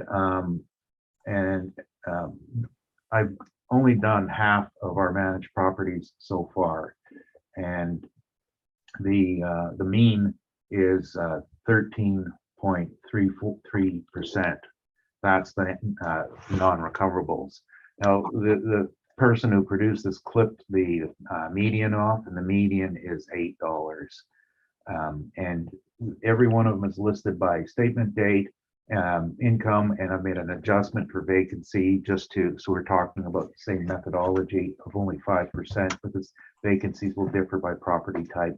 Some are office, some are industrial, some are retail, and then listed the non-recoverables per the statement. And you know, the issue, and I was listening to Mr. Newman talk earlier, and you know, he's saying the same thing we do. If you look on page 39, for example, the third and fourth entries being 10 Keenly side, 1 year 83%, the next year 2%, and that's to be expected. That was a massive vacancy caused by a fire. So this is what happened. So we would never rely on 83%, and we would never rely on 2%. The median is probably the most important. Halfway down the page are 4 years in a row from 200 Portage. And again, 0.56%, 33%, 33%, 1.07%. This was the vacancy caused by Bank of Nova Scotia, and G3 backfilled it. We did not include their TIs, which were capital. We included the costs to the statement, which, yes, they do include commissions. They do include soft costs, because that's what a non-recoverable is. Actual deductions. And the mistake people always make is they say, well, look at these commissions, they go off the bottom line. No, they don't automatically go to the bottom line, because that's why we put in a rate for them of non-recoverables. That's to account for their variances. 1 year 1%, 1 year 33%. So every year you need a stabilized number. And you'll see numerous properties where there's multiples, where it really shows the relationship between the occasional vacancy and then the years where there aren't any. And that's the reason you need to have an adjustment, an exhaustive study like this. And these weren't picked to highlight a best case scenario. These were taken without any consideration for what they said or what they were all about. What is important, I think, in this is to look at multiple years and see how it's high 1 year, low the next year, because that's the nature of non-recoverables. And this is why this category exists both in appraisal and in assessment, is to put in those costs that still come off the bottom line, are expenses, but don't come every year. They're stabilized.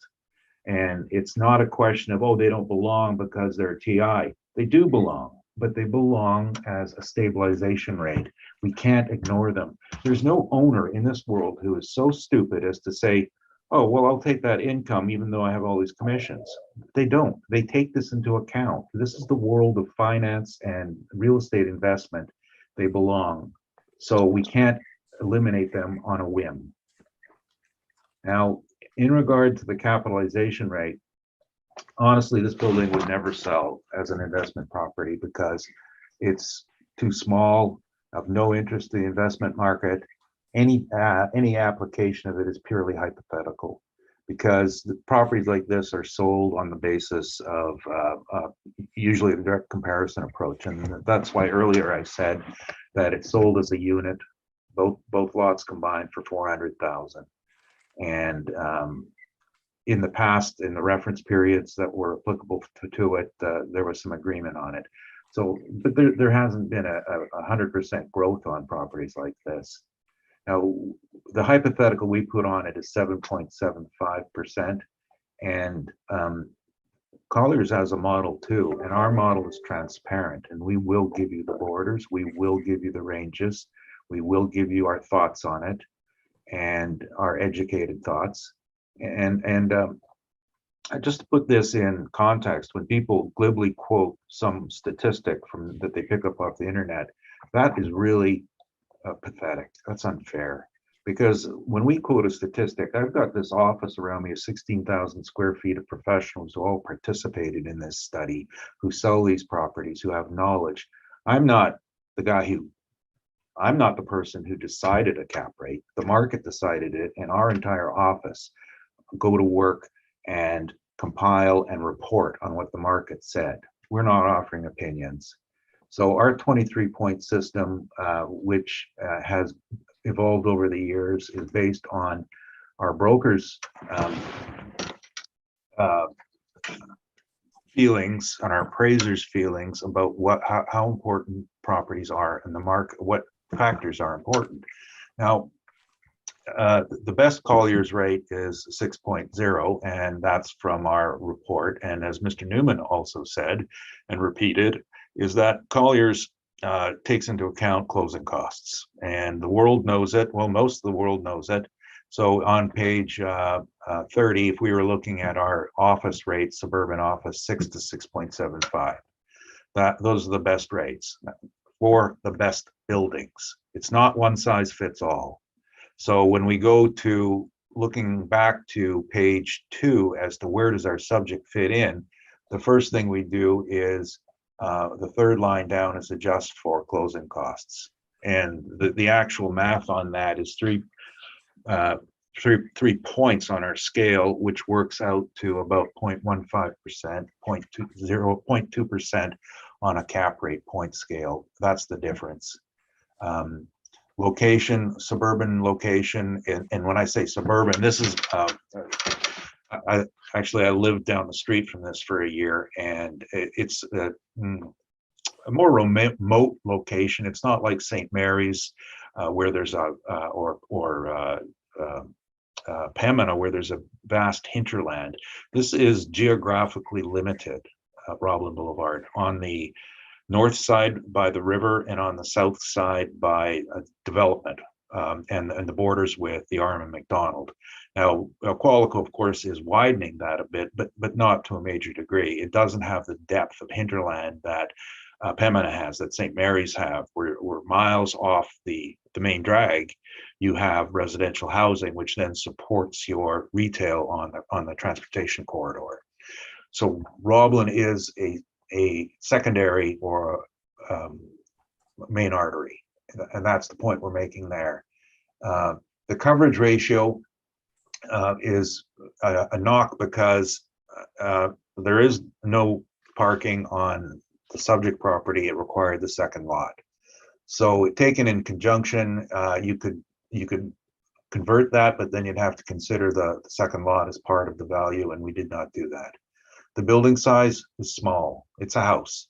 It's 1,600 square feet, and it's an underutilized lot.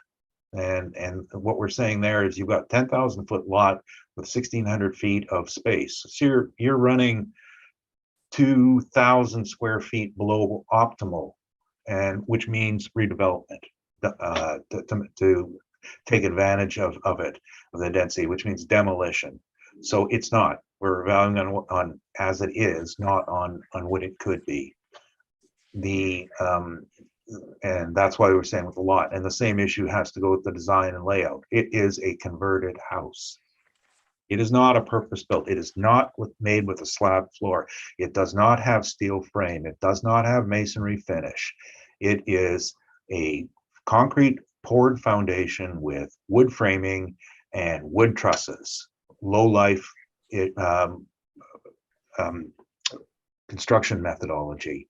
The durability of a commercial site is much higher than the durability of a residential site.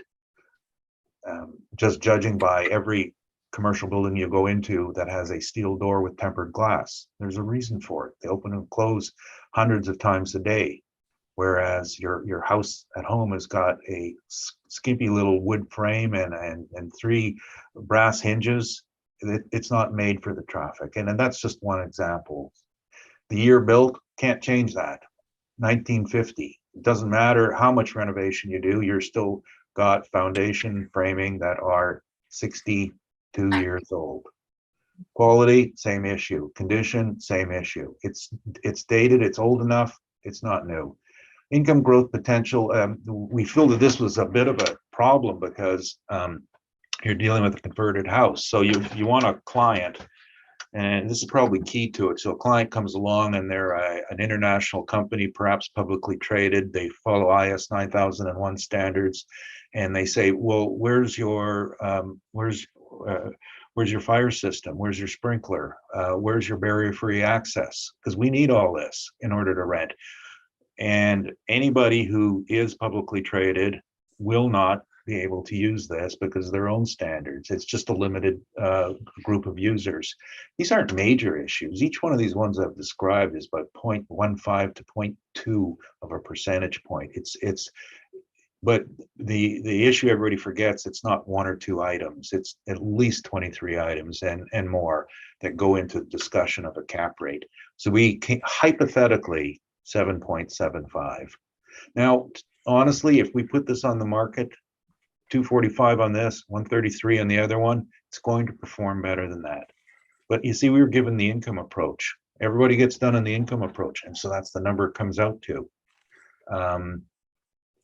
And that's my presentation. Thank you. Thank you. Jonathan, any questions? I have no questions, Mr. Chair. Thank you. And then, No questions at this time. and Ken. No questions, Mr. Chair. And I have no questions, so we'll proceed to the next property on the docket, which is vacant land 03091409000. Any preliminary issues on this, gentlemen? Mr. Chair, preliminary issue, I just have to use the washroom quick. Could I just get like a 2-minute recess, please? No, that's fine. We'll take a 5-minute brief. Thank you. I'll be back in 5. Thank you so much. Thanks.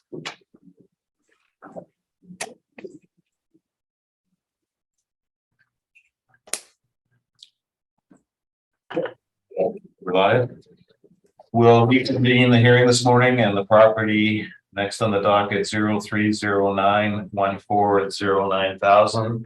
And Jonathan, you can proceed. Sorry, you'd asked earlier about preliminary matters, and I just wanted to confirm that the documents I sent in were received and you have them for rebuttal. So let me pull up with that. We're gonna have to check that, Rocky. Okay, there's 2 that are specific to this. Okay. So we're on item 22936. I have one piece of rebuttal for 22936.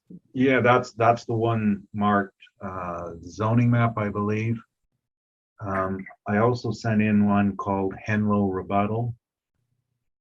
Let me check. Yeah, and it's my fault if they weren't labeled properly.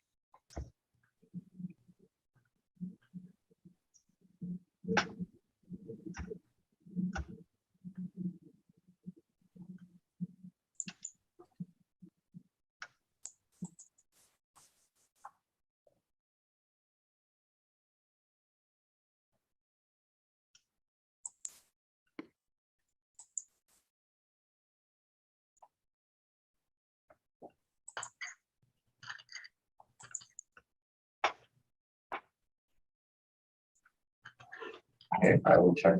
Was there 3 intended for 22933? Yeah, sorry. I'm going to need another recess to get this out. Okay, we're gonna have to recess to determine where the rebuttal is. Okay, I know Jonathan has it. I can resubmit directly to Stephen if that's helpful. Well, we'll wait till he gets back. Okay.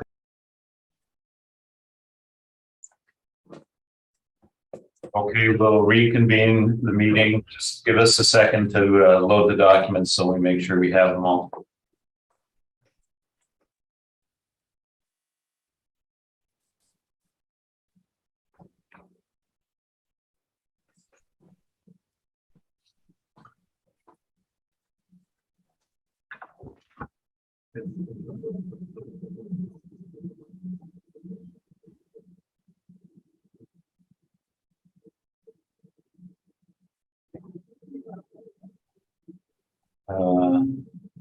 I have 22,936 and That's the one. Diane and Kent, have you got the documents? They're gonna take. We'll check. Check. I have the look. Oh, just a second. Yeah, Stephen has I it. don't, yeah, they're not there yet. No. No. It's argument. That I can do that while they're discussing it. Okay, Jonathan, we're gonna let you go ahead with your presentation, and then Stephen's gonna download it to Kent and Diane during that. Okay. Okay. Great, Mr. Chair. We are looking at roll number 0309140900. We have a 2023 assessment of 469,000 for this vacant land. It's 40,709 square feet and has the zoning of M1 and M2 manufacturing. You can see a picture of the subject property that we're looking at on the top of my page 2. You can see it's a long tract of land that works up to 40,000 square feet that's loaded behind the dealership, the vehicle dealership that we have on the next assessment, on the next appeal, same owner. You can see it going down the row. You can see it's the same. There's a railway track that went behind all this, and they're just, again, it's a piece of land on a separate title behind the property, vacant land. We have you can see another picture of it on page 2.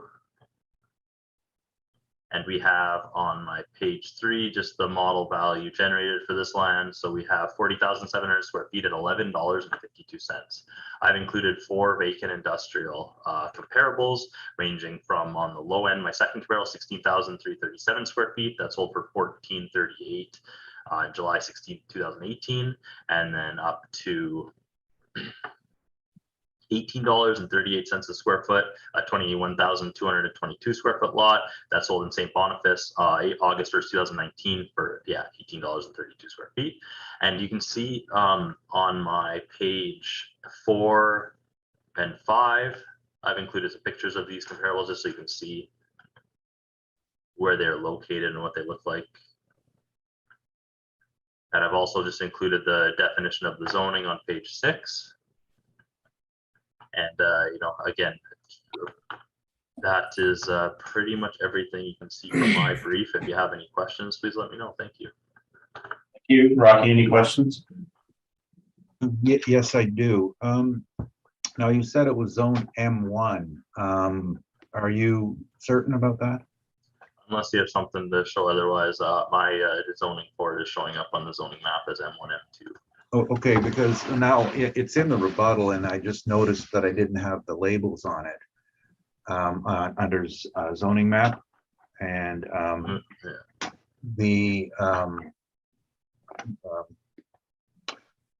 this is a view. I guess I've got this turned sideways a bit here. It's not northern oriented, but you see the gold colored line that runs through the center on the. I believe you. Do you want to go do that at your rebuttal? No, I'm just okay. Yeah, no, I'm just, so the question was, you're aware that when you have a lot like this, that this was actually half M1 and half M2. Yeah, like it has a classification as both. That's what I have it as. Okay. Why I'm asking is when I go and look at, sorry, I have to get to your report now. I had too many things I opened up.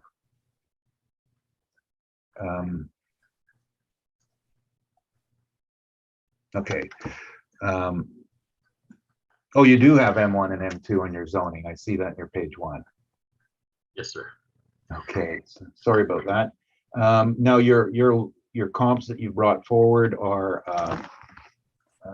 it looks like 3 M2 and 1 M1. What will be the difference between them? So if you turn to my page 6, you can look right there. You have M2 and M1 and the definitions of them. M2 is manufacturing general. This district is intended to provide for light manufacturing, processing, service, storage, wholesale, and distribution operations with some limited outdoor operations and storage. And then under that is M1, manufacturing light. This district is intended to provide for light manufacturing, processing, service, storage, wholesale, and distribution operations with all operations contained within an enclosed building with some limited outside storage. So they're very similar. Well, so my question on that basis is if you're contemplating developing on a site that has multiple zoning, to which do you have to defer? Do you know? To which do you have to defer? I would assume you can go to the highest one. I do not know the answer, and I'm assuming if you wanted to, you would ask for but you would request to use the other one if you needed to.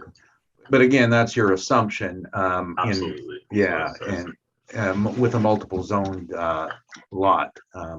Okay.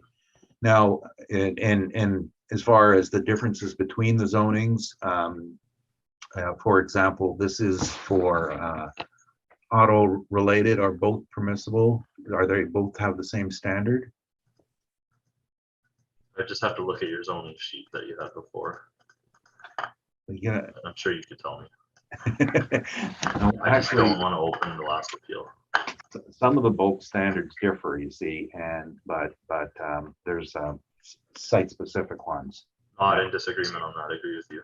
Yeah, okay, no, so there would be different uses. And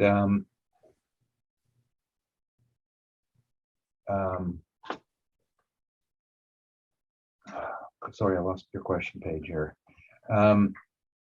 And those standards would include setbacks, correct, generally? Generally, there are setbacks within zoning on what you can build. So in this case, you're where M1 and M2 both have a 25-foot front yard setback. That sounds right. Okay, and what is the frontage on this property? You would have, I don't have the exact measurement of. No, but what street does it front on? Partially onto Henlow on one side, that little quarter piece of it, and then the rest of it's onto the auto body behind it, which you'll hear next, that is the same owner. Right, and given that and the setbacks and the depth of the lot being in rebuttal is 22.86 meters or roughly 70 feet, does that not limit the development potential of a site? Absolutely. If this was on its own separately, it has less development potential than it was as part of the whole owner-owned lot beside it. And if it was, if they were to, for example, extend the parking lot, that would be more likely than them selling it separately to build an enclosed industrial office. Something like that is my train of thought. Sure, and not disagreeing now. A question though on the definition of value that you just cited as to the owner with an adjacent lot. That's not market value, is it? That's called assemblage value. Not aware? You could argue that this could be purchased for assemblage if it was separately from the lot. If it was a different owner and the owner wanted to buy it to expand, for sure. That makes sense to me. But under, I mean, this isn't being assessed with the adjacent lot, is it? No, it's separate. It's a separate title. So it's being valued on its own, correct? Absolutely. So don't you have to consider development on its own as a potential and when it goes to establishing value? Yes, I agreed with you, and I still agree with you that a long lot like this has less development potential Okay. than a rectangular larger lot. I'm not disagreeing with you. It's the same And- thing over and over. Did you investigate the access at all? No, investigation other than just looking and seeing what were the other lots like down along it, and just seeing, looking at the road that was there temporarily, it looks like connecting to Henlow, but have they applied or do they need it to be attached to Henlow? I did not look into. You're not aware of the history that they did have access and the city had it removed? Yeah, all I looked into is looking at the pictures to see if, that road, and it looks like it has deteriorated and is not being used as it once was. And this was a former rail right of way, correct? Absolutely. And your sales on page, let me just get to them. Page 3, are any of these rail right of ways? Yeah, nothing specific. no specific ones with railways running or ex-railways running along with the smaller tracks shaped like that. They're just industrial. I tried to find similar size industrial lots with the similar zoning to see what they would sell for. And again, showed that range, and that's what I presented. To your knowledge, were any of these sales on page 3 subsequently developed? I believe they were all except for the last one. Okay. And last question, same as I had asked earlier, as an attached lot to a larger parcel, why wasn't there consideration with absorbing its value into the main parcel? Well, the parcel has, from my understanding, enough land for what it's being used for. And so it's on a separate title, so it's valued as that separate space, just like all the ones on the back of the other lots beside it. Well, I mean, the question was, I heard you make a recommendation earlier of a separately titled piece of land adjacent to a building that you felt was part of the economic package, economic unit, and Yeah. you're not saying that's so in this case? No, I'm saying it's not being used for that economic unit. It has enough. It has the main lot has enough utility and space on its own with the land it has. It's, so we have it just as the title, just as the Henlow one. Well, if the property had enough land on its own, why did they buy it? Well, how can he answer that? Whoa, We don't know. how can he answer that question? Well, he's providing an opinion that they believed that the operator had enough land, and therefore it wasn't being valued that way. So every single rail spur on this was purchased by the adjacent auto dealer. So my question is, did they all believe they had enough land? Why did they buy? Does he know the answer? My assumption is just like the other ones. If you turn to my page 2, you have the option. I'm assuming, again, I don't know the exact details, but I'm assuming they had the option to buy the land as well behind it. And then some have decided to expand into it with more parking, as my page 2 shows. This one has that option if they want, but they have not yet. They have their cars parked, and they have another piece of land beside them on their property that they can use as well. And again, the options there. I'm not sure of their exact reasoning behind any of the purchases or what they plan to do with it.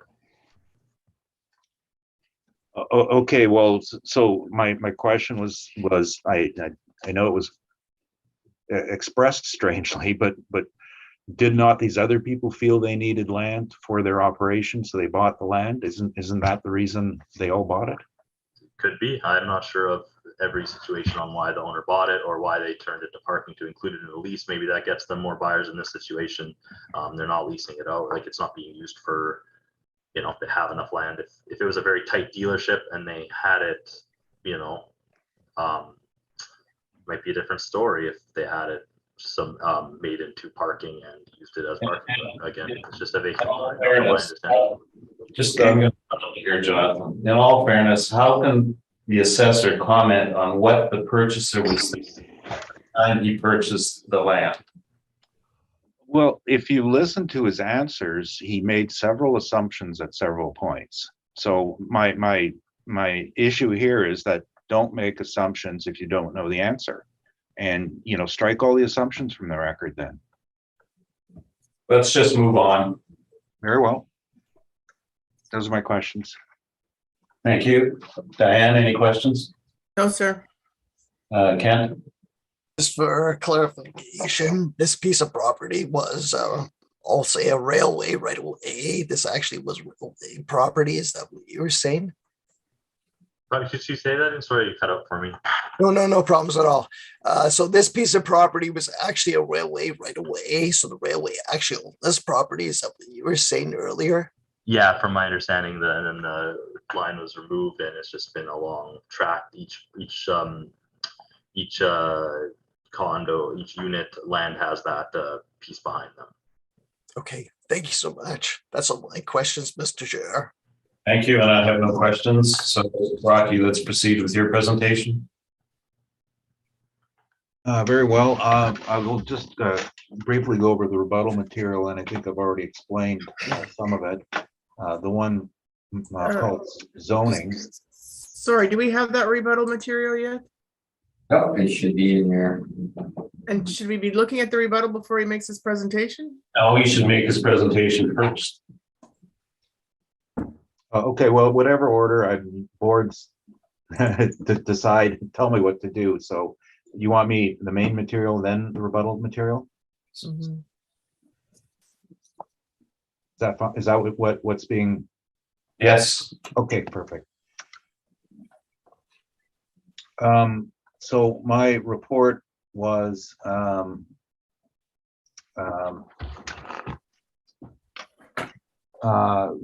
the vacant land. Sorry, I just want to, I'm looking at it here. We had put a value, a very marginal value on it. And what these values relate to are sales of which we might call, like the assessors mentioned, pre-development or assemblage sales, where people were putting together packages of land that had no use for them. Now we can see that the ones we're relying on are agricultural zoning. Now that's not a mistake. That goes to speak to the ability of the land to have anything done. In those cases, it was a question of getting zoning and adjoining it with the neighboring lands. In the case of the subject property, and the lands were surplus from a rail line that closed approximately 2007. And this entire spur, which went from roughly Caniston all the way east to I believe the Letellier line, were decommissioned around that time. And the lands were sold. Some the city of Winnipeg purchased back the lands that crossed Waverly, and the lands that crossed Fultz, the city purchased back, and the others were offered for sale. So the stretch, this particular stretch, runs from Fultz to Waverly, and the adjacent property owners bought them as they were developing their auto dealerships.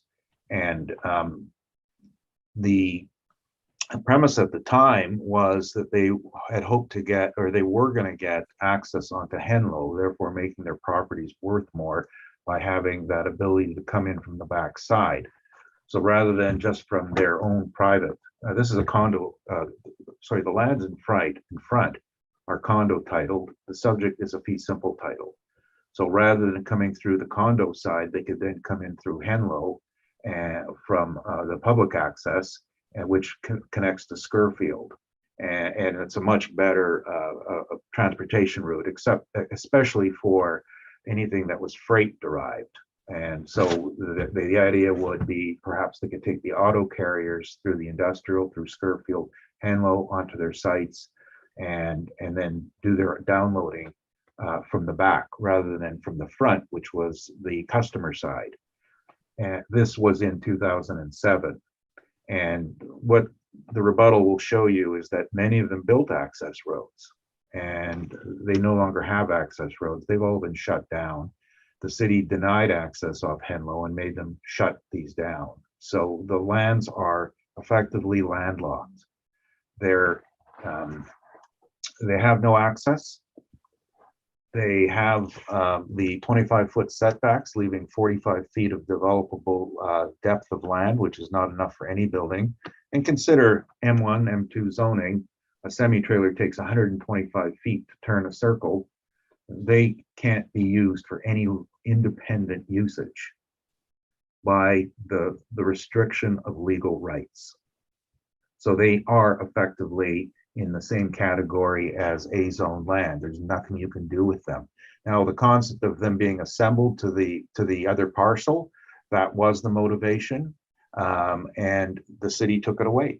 Now, there's no bitterness. It's just what happened. The city said, you're not getting the access. So you can see from the pictures, all the pictures that you've seen, is that one of the property owners developed right to the property line. And that's the last one in. That's Jerry Gordon. At that time, Jerry knew he wasn't getting access onto Henlow. He just paved the whole lot that he could. I say this from firsthand information.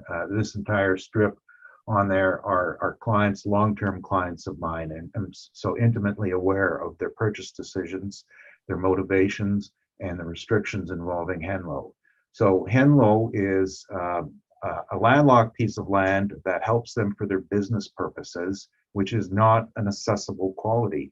If these were put on the market by themselves, they would reach, hypothetically, probably very little, because you can't do anything with them. If someone comes along and says, I'll buy this strip of land, but I don't have access, you're saying, and I don't have visibility, I don't have depth, what's the worth?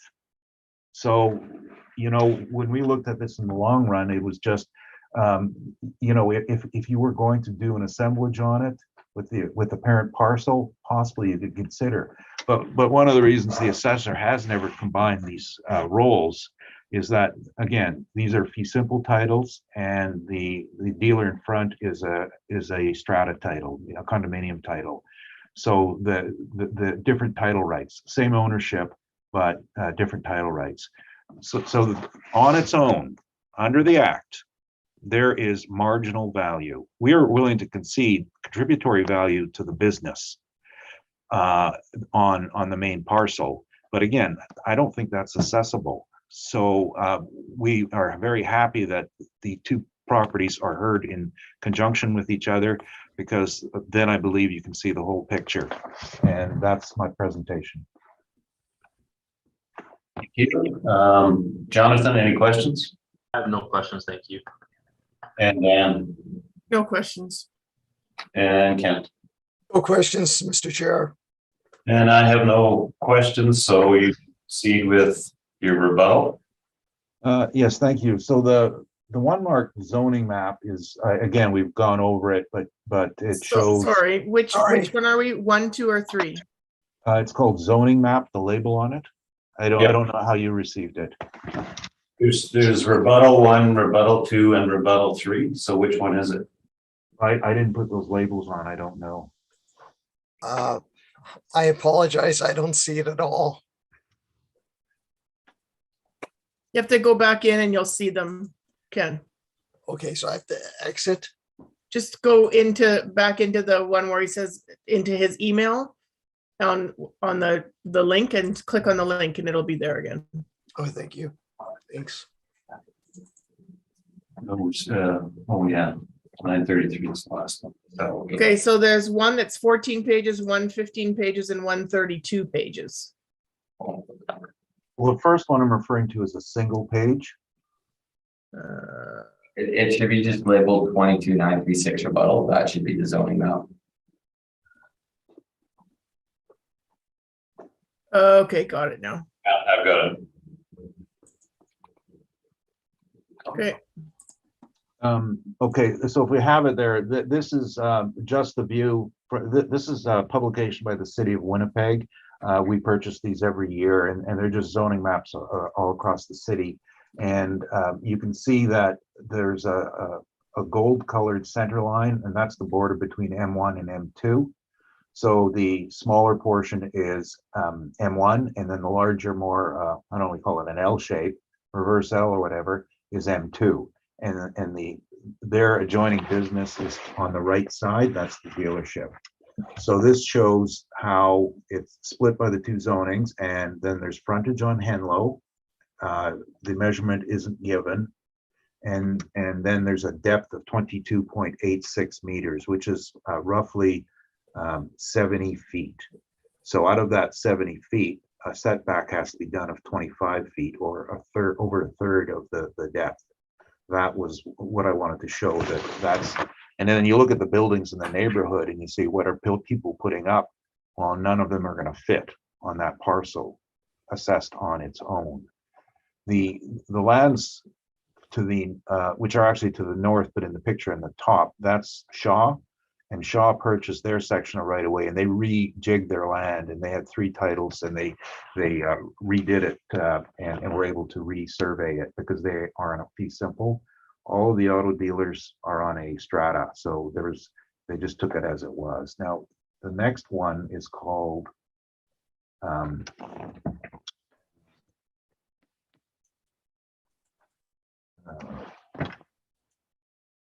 Low. Next one is a 5-page document with the pictures. Yes, that's correct. Okay. Okay, so that's So- rebuttal 2. Yeah, that's called Henlo rebuttal. So the first picture is an aerial view dated, I don't know if you can read this, 2020. It's April 21st. yeah, the date is across the bottom, and the subject property is the one on the right side, and there's a path that's still in place as of 2020. And then pay attention to the one on the left side. This is, it was at the time Suzuki dealership, now it's the Alfa Romeo dealership. And there's a roadway that goes almost up to Henlo and then truncates. And you'll see what I'm saying about the removal of that. And these 3 dealerships in the ones furthest to the right have not developed their land. Now, the one on the left side is Jerry Gordon's, and he has paved his little strip. And I was working for him at the time, and we went through the access, and I said, you're not getting it, figure out what you're gonna do, pave the whole thing, you can at least do that, and you have to deal with the setbacks as well. Now, the next picture shows from 2017, and you can see at the time that the Suzuki / Alfa Romeo site exited onto Henlo. They had an approach. And the subject, their little path, well, they did not have a curb cut, but they were driving over it anyway, and they were using it. You'll notice the difference was the city actually came and put in a unpaved part of the land and more currently, and put a little corner piece there, whereas the old pictures, it was straight all the way through. And then the other one, the third picture dates from 2011. And shows what at the time that both parties were using Henlo in some way or another. The next picture is the street view, and the top picture dates from 2009, and that is the subject land, and that's the Mitsubishi dealership in the back, and the roadway is used. They're using it now. In the bottom picture, 2019, shows how the city changed put in swerved the road out and curbed it, and it is closed off as of 2019. And the bottom picture is the Suzuki / Alfa Romeo dealership that had a road, had access onto it, and it was closed by the city. And you'll notice that there's paving, fresh paving behind that white car. So this was what happened to all these dealerships, is they bought their rail right-of-ways from CN under the thought that they would get access to Henlo, and the city determined that they were not going to get access from Henlo and closed them off. It just again, we're not talking about having a blame or assigning a blame, that this was the problems with civic planning. It did not support their business purchase. That's why we're dealing with landlocked, virtually unusable pieces of land, except for accessory parking. And again, the land is titled separately. It's got a separate role. You got to value it separately. That was the rebuttal.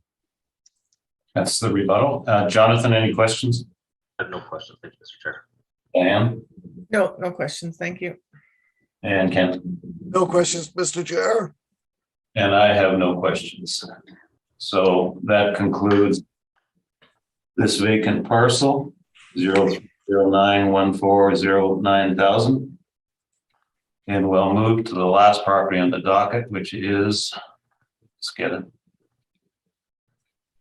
1717 Waverly, unit 3800. Any preliminary issues? Just to ensure that you do have the rebuttal, the three. Yes, we do. We do. Okay, excellent. Jonathan, any preliminary issues? None, thank you. Okay, you can proceed with your presentation. All right, thank you, Mr. Chair. We are looking at roll number 030912977700. This is unit 300 1717 Waverly. Waverly Street. We have a 2023 assessment of $6,574,000. Again, the main portion of this valuation is based on the 2007 built auto dealership. This has a gross floor area of 18,748 square feet and land to plan area 14.65. And the second portion of this valuation is the land that is also to the side of the property. So if you look on page 2, I included some aerial photographs. So we have a valuation of the building that is the paved portion, and then we have a model generated a surplus land that the owner owns as well to the side that has a land value that I've included as well. So when you add those two values together, you get the total valuation of this property for 2023. And I've included those pictures on the bottom of page 2. You can get a better view of it. And then we have some more subject properties on page 3, just to see a picture of the dealership. And if you turn to our page 5, you can get a better idea of how this value could be. So we have a standard finish, 18,748 square feet of dealership at $15.39 a square foot. We have a vacancy loss of 2%. We have our expenses for the 2023 model at 3%, our shortfall at $6, and our overall capitalization rate at 6.35%. So that's the breakdown for underneath. You'll see 400, 200, so 4,283,906. And then you'll see under there is additional land value. If we turn to page 7, just so you know where this is coming from, you see we have some land. I have some land comparables attached. There's 14 land comparables, trying to get the large size of land, and then you'll see the subject property underneath.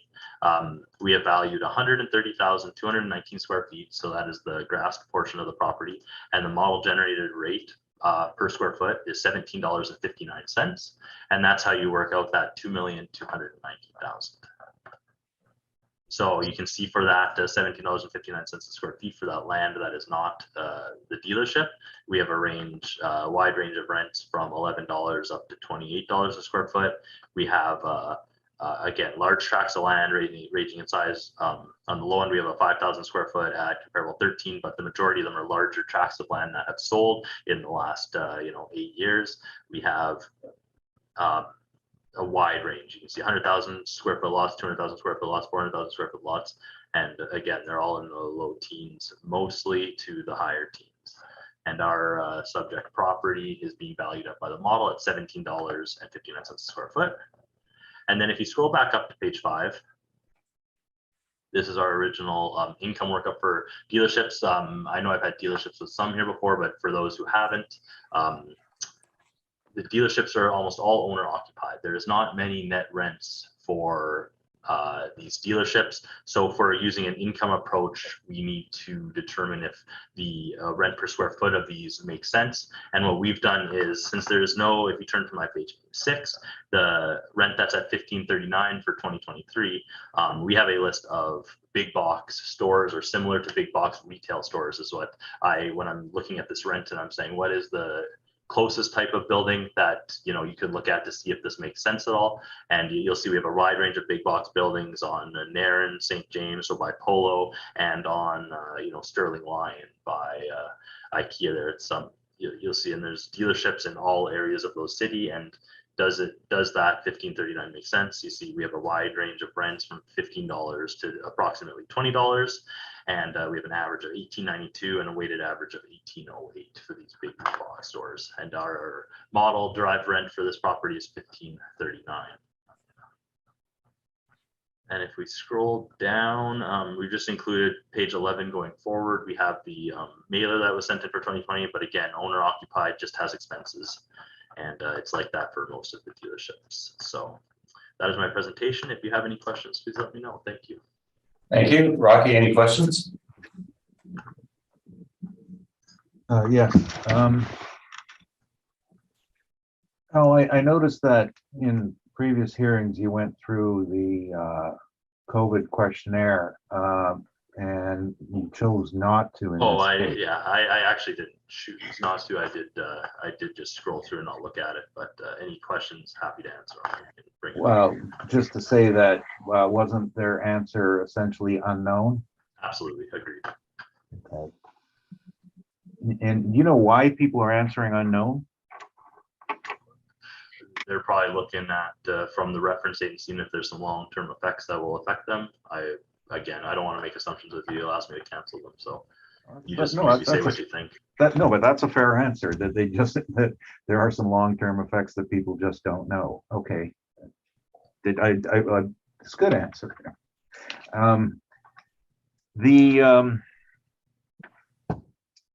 What is the coding, parcel use code of this? Parcel use code, Yeah. It's like a complete, vehicle dealership, yeah, complete auto dealer.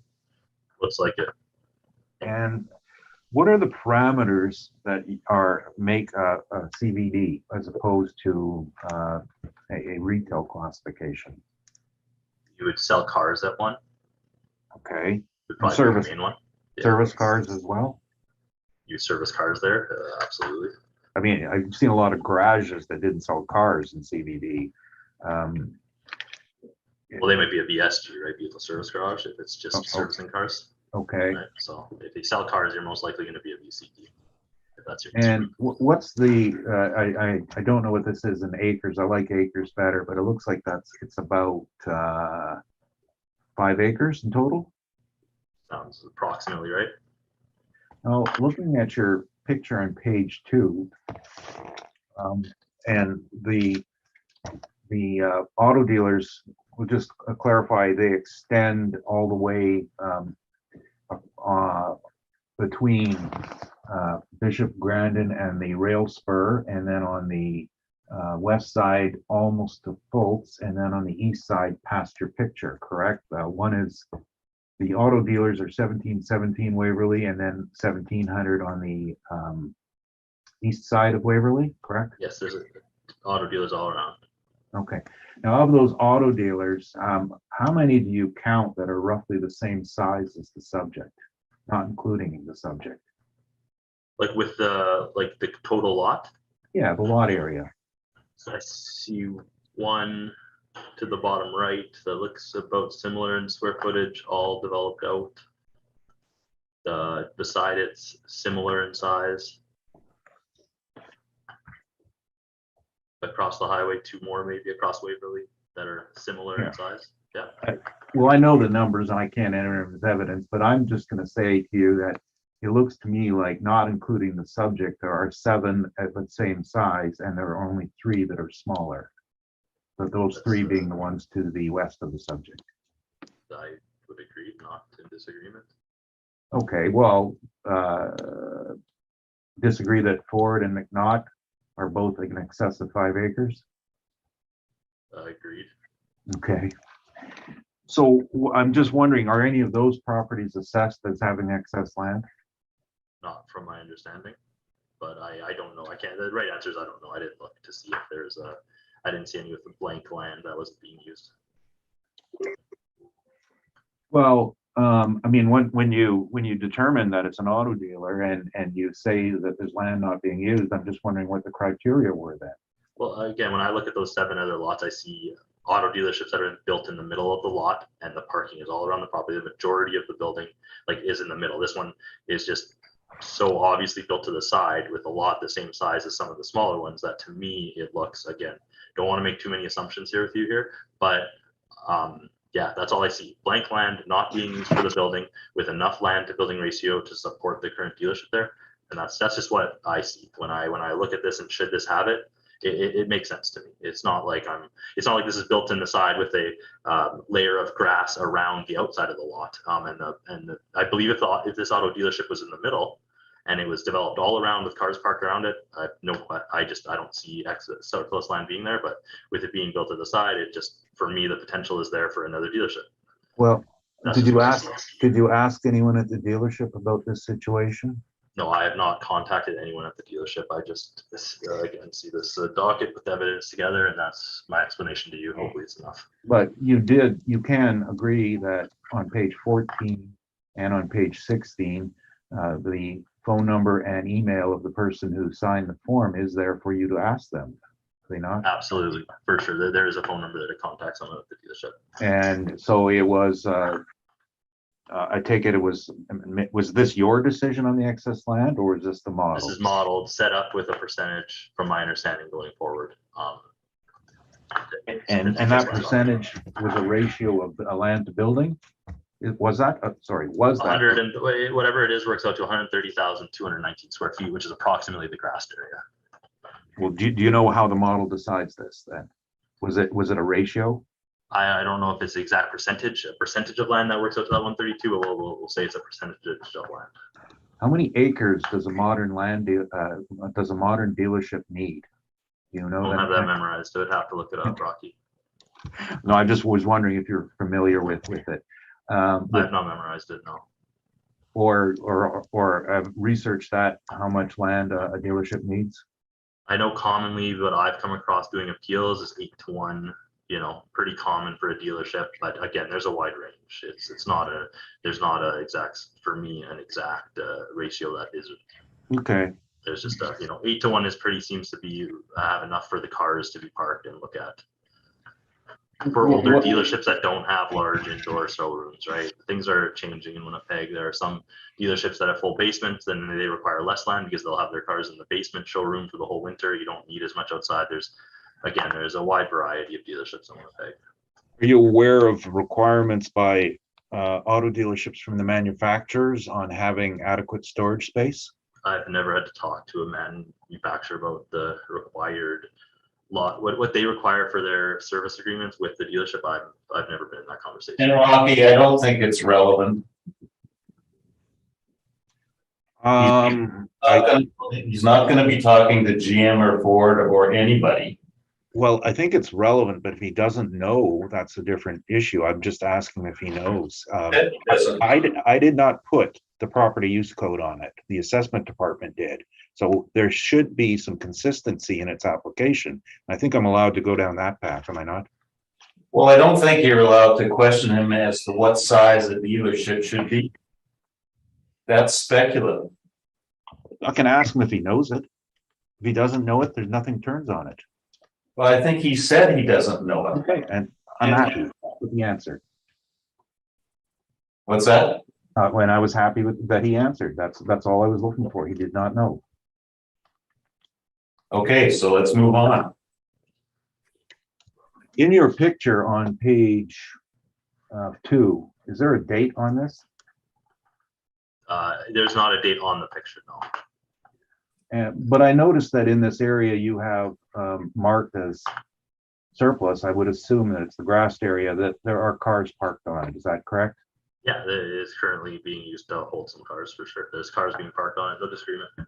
No, and for example, the picture at the bottom left, the other dealership has cars parked in grassed areas as well, correct? Absolutely. Currently parking cars on it. Do not disagree. That's what the picture shows. And does this amount of car parking differ through that's what I was asking when this picture was taken. At different times before the reference date, I agree with you. The owner could be parking whatever he wants, and there could be, whatever he wants to use with this land during the time in between is fine. I'm just saying if they were developing something on there, building a new dealership, they would move the cars and sell that portion off or whatever their agreement is. And are you aware of the practices in the past with this lot as to the value of this excess land you call? No, not aware right now.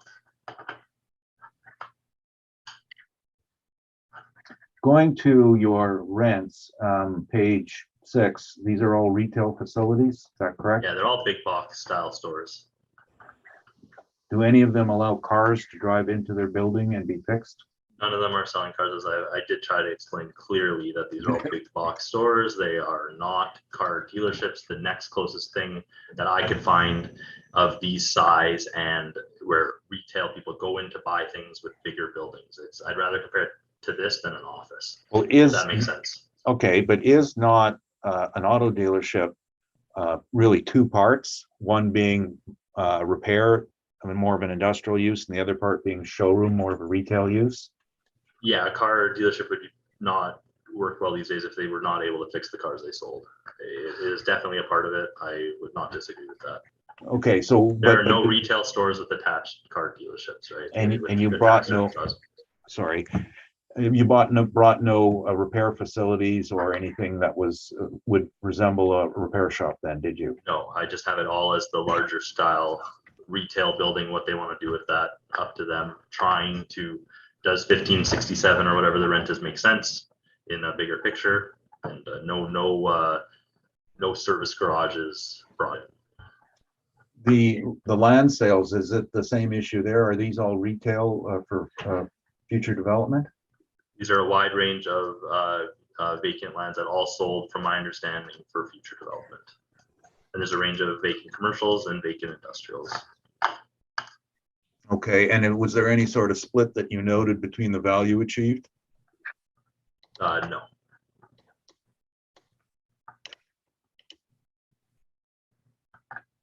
Well, and your value at 1759, I'm just wondering,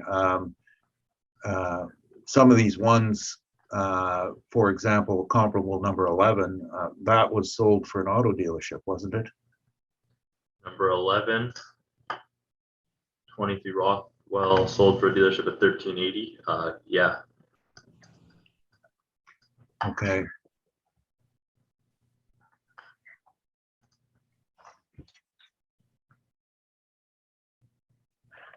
Are these sales all of the fee simple interest?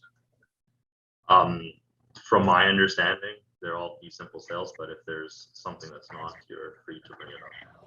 Now, what would be the difference between the subject being a strata title or a condominium and a fee simple sale? Well, a condo is, I'm assuming they have the condo board, and there's, they'll have some restrictions on what could be built, or they'll have to grant approval. I'm not, that would be my biggest takeaway on the difference between the two.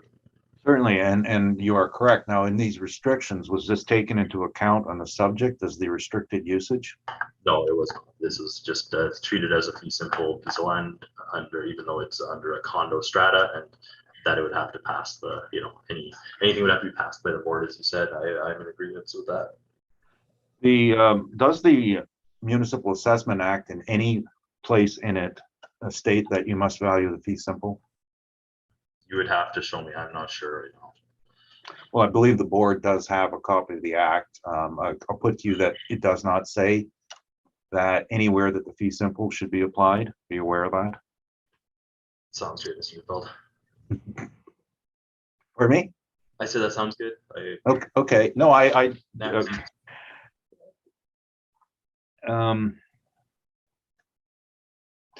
Now, in regard to capitalization, were there any sales of investment properties that were auto dealers, to your knowledge? Not from my knowledge included in the cap rates, but I don't want to make any assumptions with you. No, but do you know how this cap rate was derived then? From my understanding, modeled cap rate based on VCPs are based off retail overall, and then the adjustments that are made, I'm not going to make any assumptions. Oh, okay. We'll say it's at 6.35. And you're unaware of its composition then, is that fair to Sure, emphasize? exactly. I don't want to say anything that. No, might be an assumption. Yeah, I don't want to feel like I'm pressuring you or anything. I just wanted to know No, if that's the I'm answer, ready, that's the I'm answer. ready, I'm ready for the next question. Okay. Now you have this breakdown where you have part of the property appraised or valued under the income approach and part under the direct comparison. Is it comprised of multiple titles? The subject, Yeah. as it's under now, I believe it's one title, but I don't know if it's easily separated. I don't have the titles in front of me, if there was numerous. Well, in order to hypothetically value excess land value, don't you have to hypothetically value the success potential of it being separately marketed? Absolutely, there would be, if there's no separate title, there would be a subdivision requirement to have extra land. And a subdivision requires fees and, Absolutely, it's a process, not Yes, denying that. all right. And subject again to the same restrictions as the rest of the condominium then? It being I condominium? would assume so.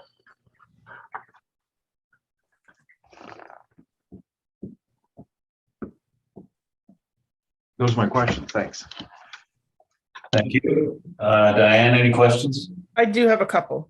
So Jason, the land is 130,219 square feet at 1759 a square foot, correct? That's for the, let me just double check one thing. So here. that's what I want to just make sure. So the part when we're looking at your pictures on page 2, it is the full big rectangle square, but the land starts where you can see the coloration different from the asphalt to the grass. Yeah, that's And for it the does surplus. not include the piece that we just spoke about last time, correct? No, that's not included. That's 40,000. The one Okay. we spoke about before is 40,000. The total land of just the dealership and the grass there in our subject right now with the purple lines going around it that are bolded, that's 233,786,000 square feet.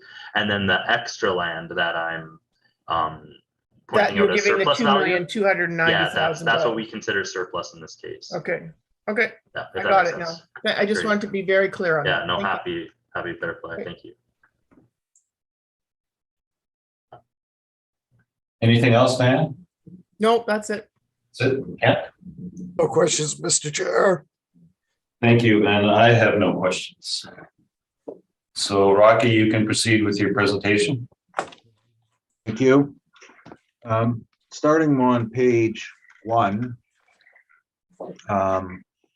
is just an outline of the issues. Now, I know we don't compare assessments, so I'm not going down that. But I can tell you that for every year where I've been involved with this property, which is a long time, the board has never upheld this nonsense about excess land. And I'm not saying this assessor did it, it's the model.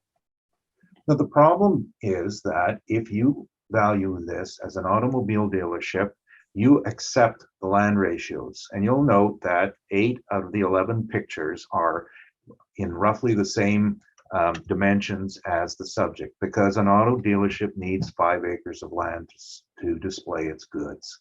And that's why they're labeled CMVCD. Now, if you want to change the classification and call it excess land, of course, that seems like a very difficult process, but then you have to use a different method of valuation. That land is used for the operation of the business. Now, the picture that we both have on there, it appears to be from the same date. And I know the site very well, and it's some days it's full of cars, some days it's not. Right now, the reason it's not full of cars in these pictures is because we're dealing with the COVID era. And during the COVID era, 2 things were happening. Sales died and supply was impossible. And that supply shortage still exists. And so you're saying, well, that's the business. I didn't sit, it's being valued as the dealership, which means you live and die by the dealership's problems. It's not being retail. And the reason why is because it's a condominium registration and it's a restriction on the title. It can only be used for automobile retailing. It's stuck with that, both by law and by the classification code and by practical reasons. You live and die by the business you're in, and it impacts the property. Now, what we ended up doing when we looked at it is we used more of a blended rate, and pretty much half the building is retail, half the building is industrial. So I didn't give you a math breakdown.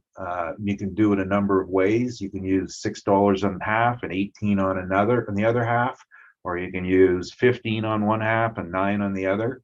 But that's essentially what we were doing. It comes out to an average of $12 a square foot, because it's half an industrial building and half a retail building.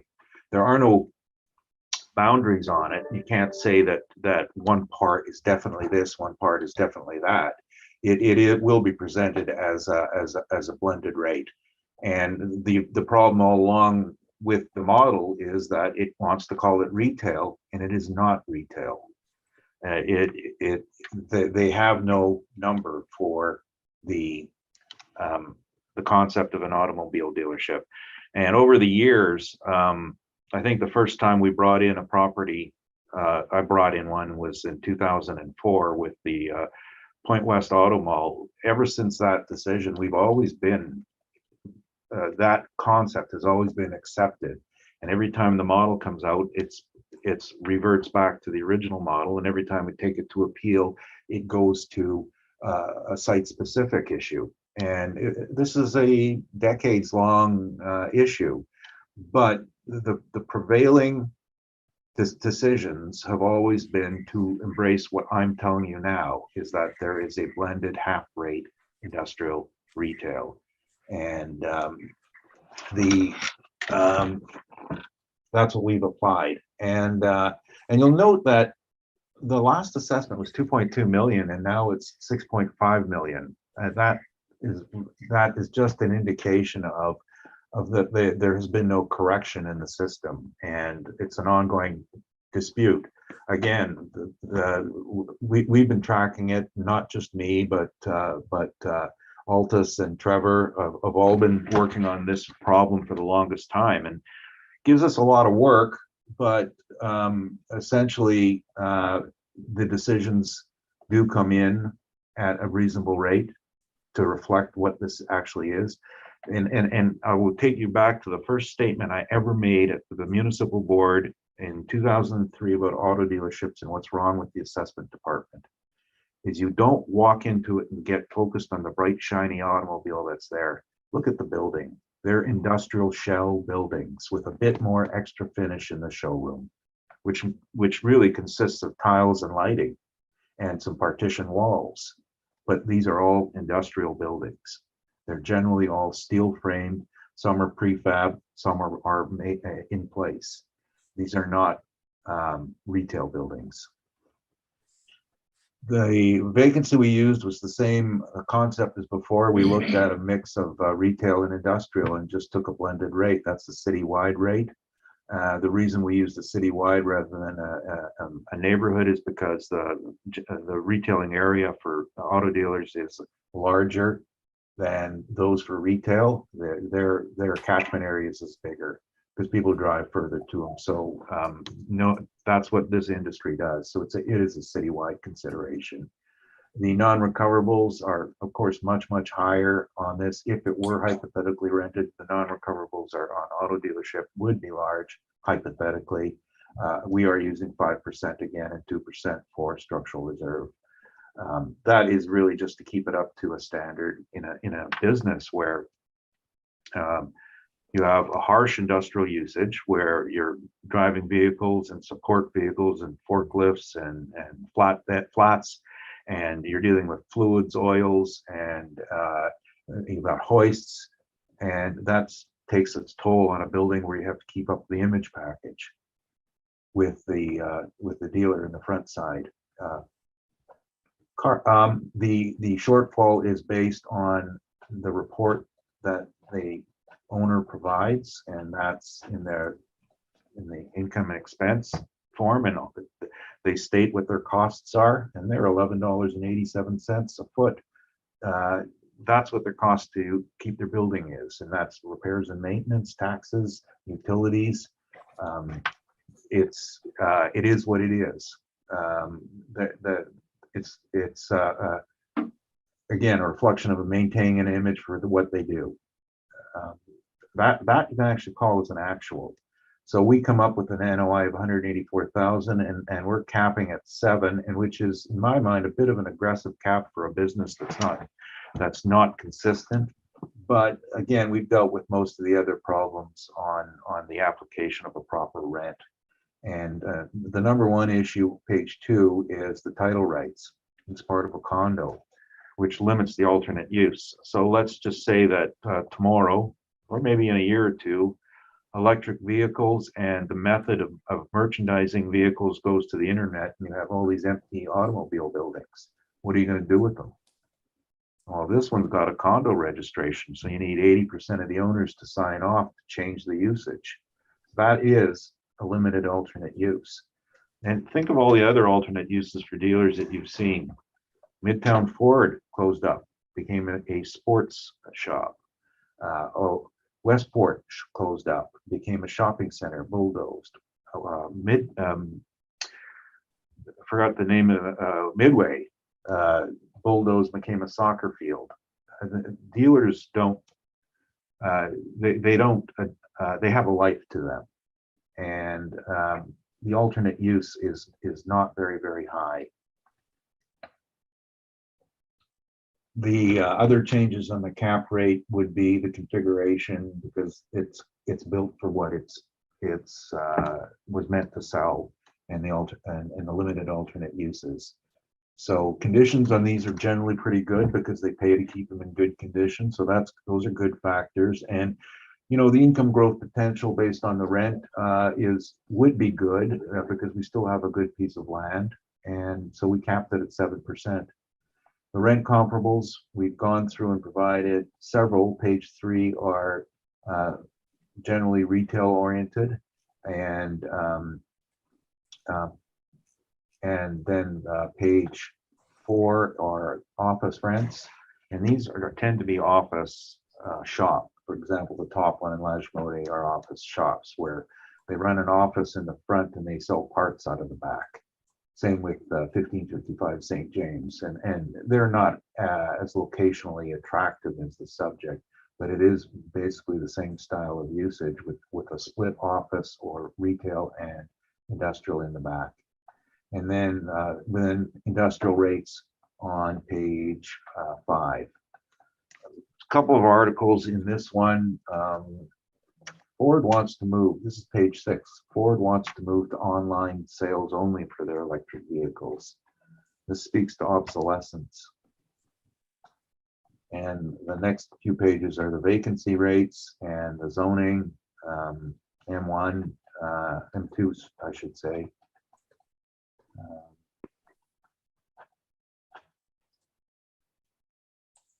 On page 34, which is included in all our briefs now, this is just a reporting of every office sale that transpired in the last year, and only one was an investment. They're not, cap rates aren't coming out right now. COVID has killed cap rates.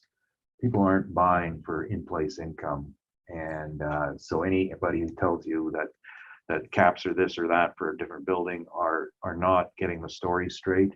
It is a changing market. It is a future market as to what you're going to be down the road, not on what you're earning now. So our total value was based at $2,641,000, and then the Henlow lot, which is assessed at $469,000, is part of the economic unit, and we want the value of that lot removed from anywhere. We don't care how the numbers match out. But they have to be consideration of each other. The land has relatively no usage, but it is part of the economic unit.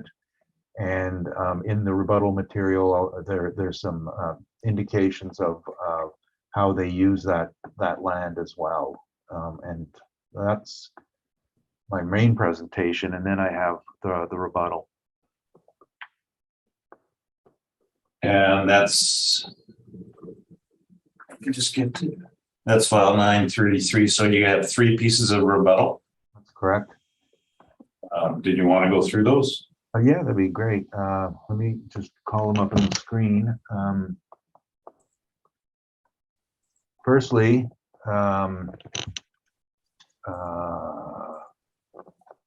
okay, I think the right thing here.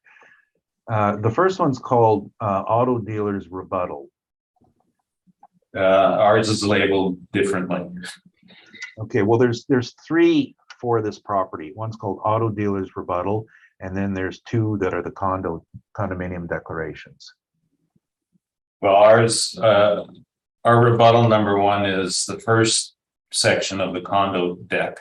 Okay, well, we can look at that as well, but now I'm gonna have to find the quotation in here. The one that at the top of the page says duplicate, and it's 32 pages. Yes. Okay. I was trying to buy some time there so I could find the right unit here.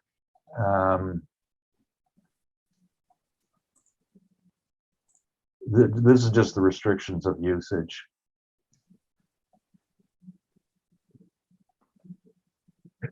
Oh, well, firstly, page 13 are the voting rights. Now, this first one is being brought up on approval of sale. So you need 80% approval to sell your land. That's not the same as everywhere else. And again, the Act does not say fee simple without restrictions. The Act says market value of the site, which means you have to take into account the legal restrictions on title. You don't have the right to sell it as whenever you wish to. You have to deal with the legal restrictions. And page 15 talks about the voting rights. Again, it's always 80% are the voting rights. So your competitors, your neighbors have the right to approve what you do when you sell it. That's not the same as purchasing a piece of land from a broker who you're buying it without restrictions, generally. Now, the restriction on usage was, okay, I know it's in here and I'm missing it, and I do want to point it out here.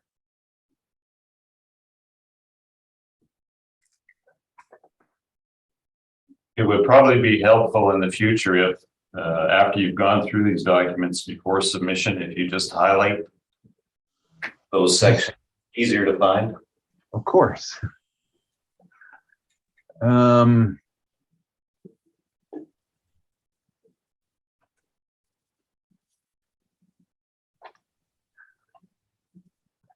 Okay, it is.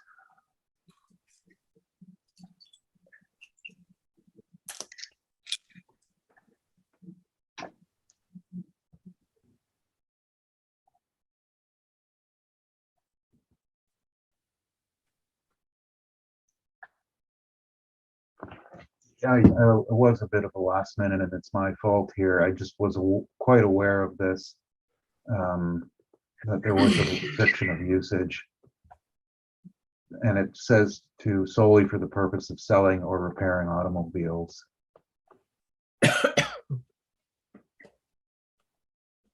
Well, you know what?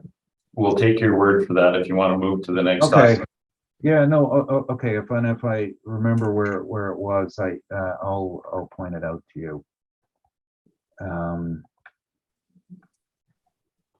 Let me just scroll back to the top, and then I will move on to the next one.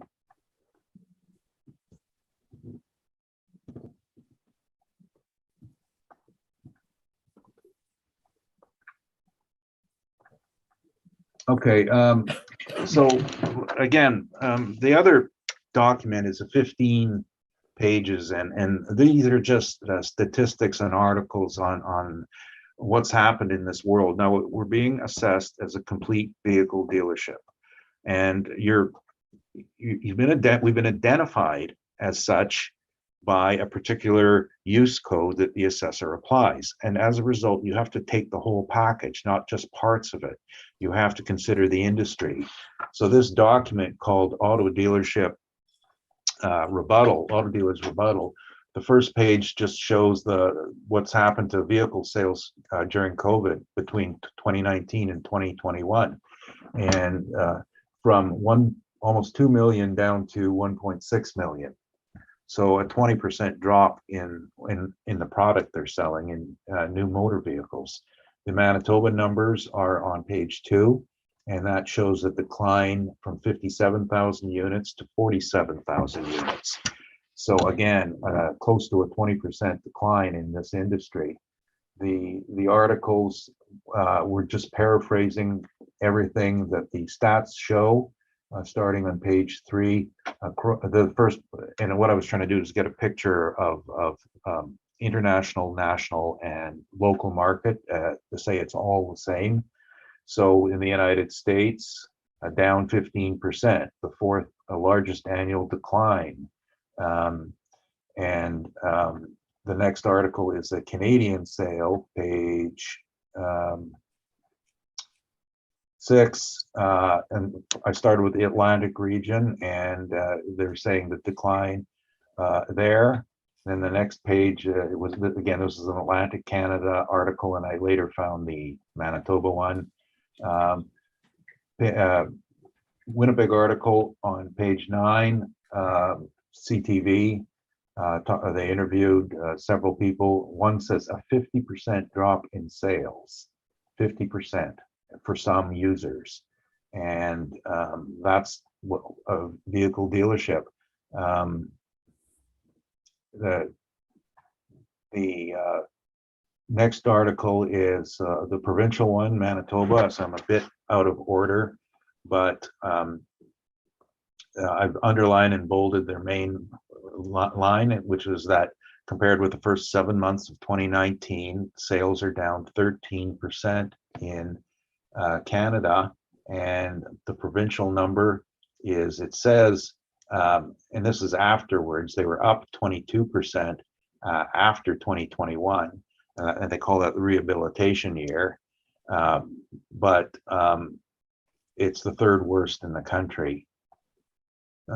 This is our subject property, and this is the main issue, and it speaks to their land usage as well. There are two, it's page 13 of it, and this is just a search of their inventory, and this will tell you the problems. Right now, they have 23 new vehicles available and 83 used vehicles available. And that shows you the decline. Now that's an external factor. That's the chip shortage, the production shortage, which began within our reference year and still holds today. And that's why when you have a picture of a lot, and then you see the April 2020 picture, the lot is almost empty. And that's not because they don't use the land, it's because they have no cars, period.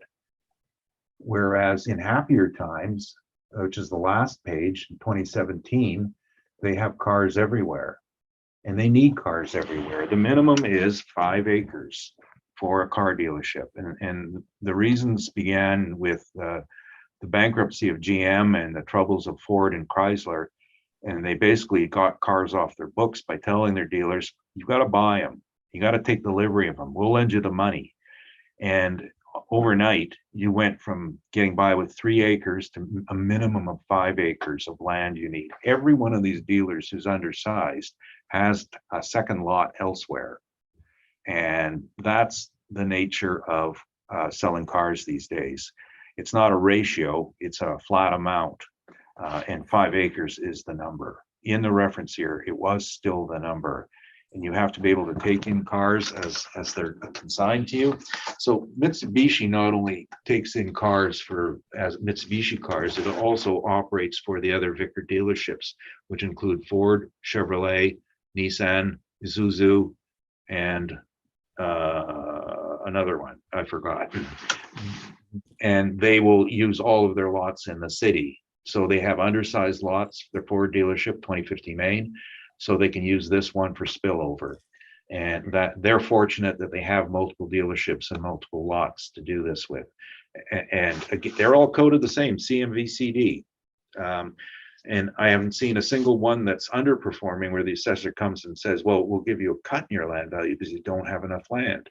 If you're putting an upward adjustment because they think you have too much, you need a downward adjustment when you don't have enough.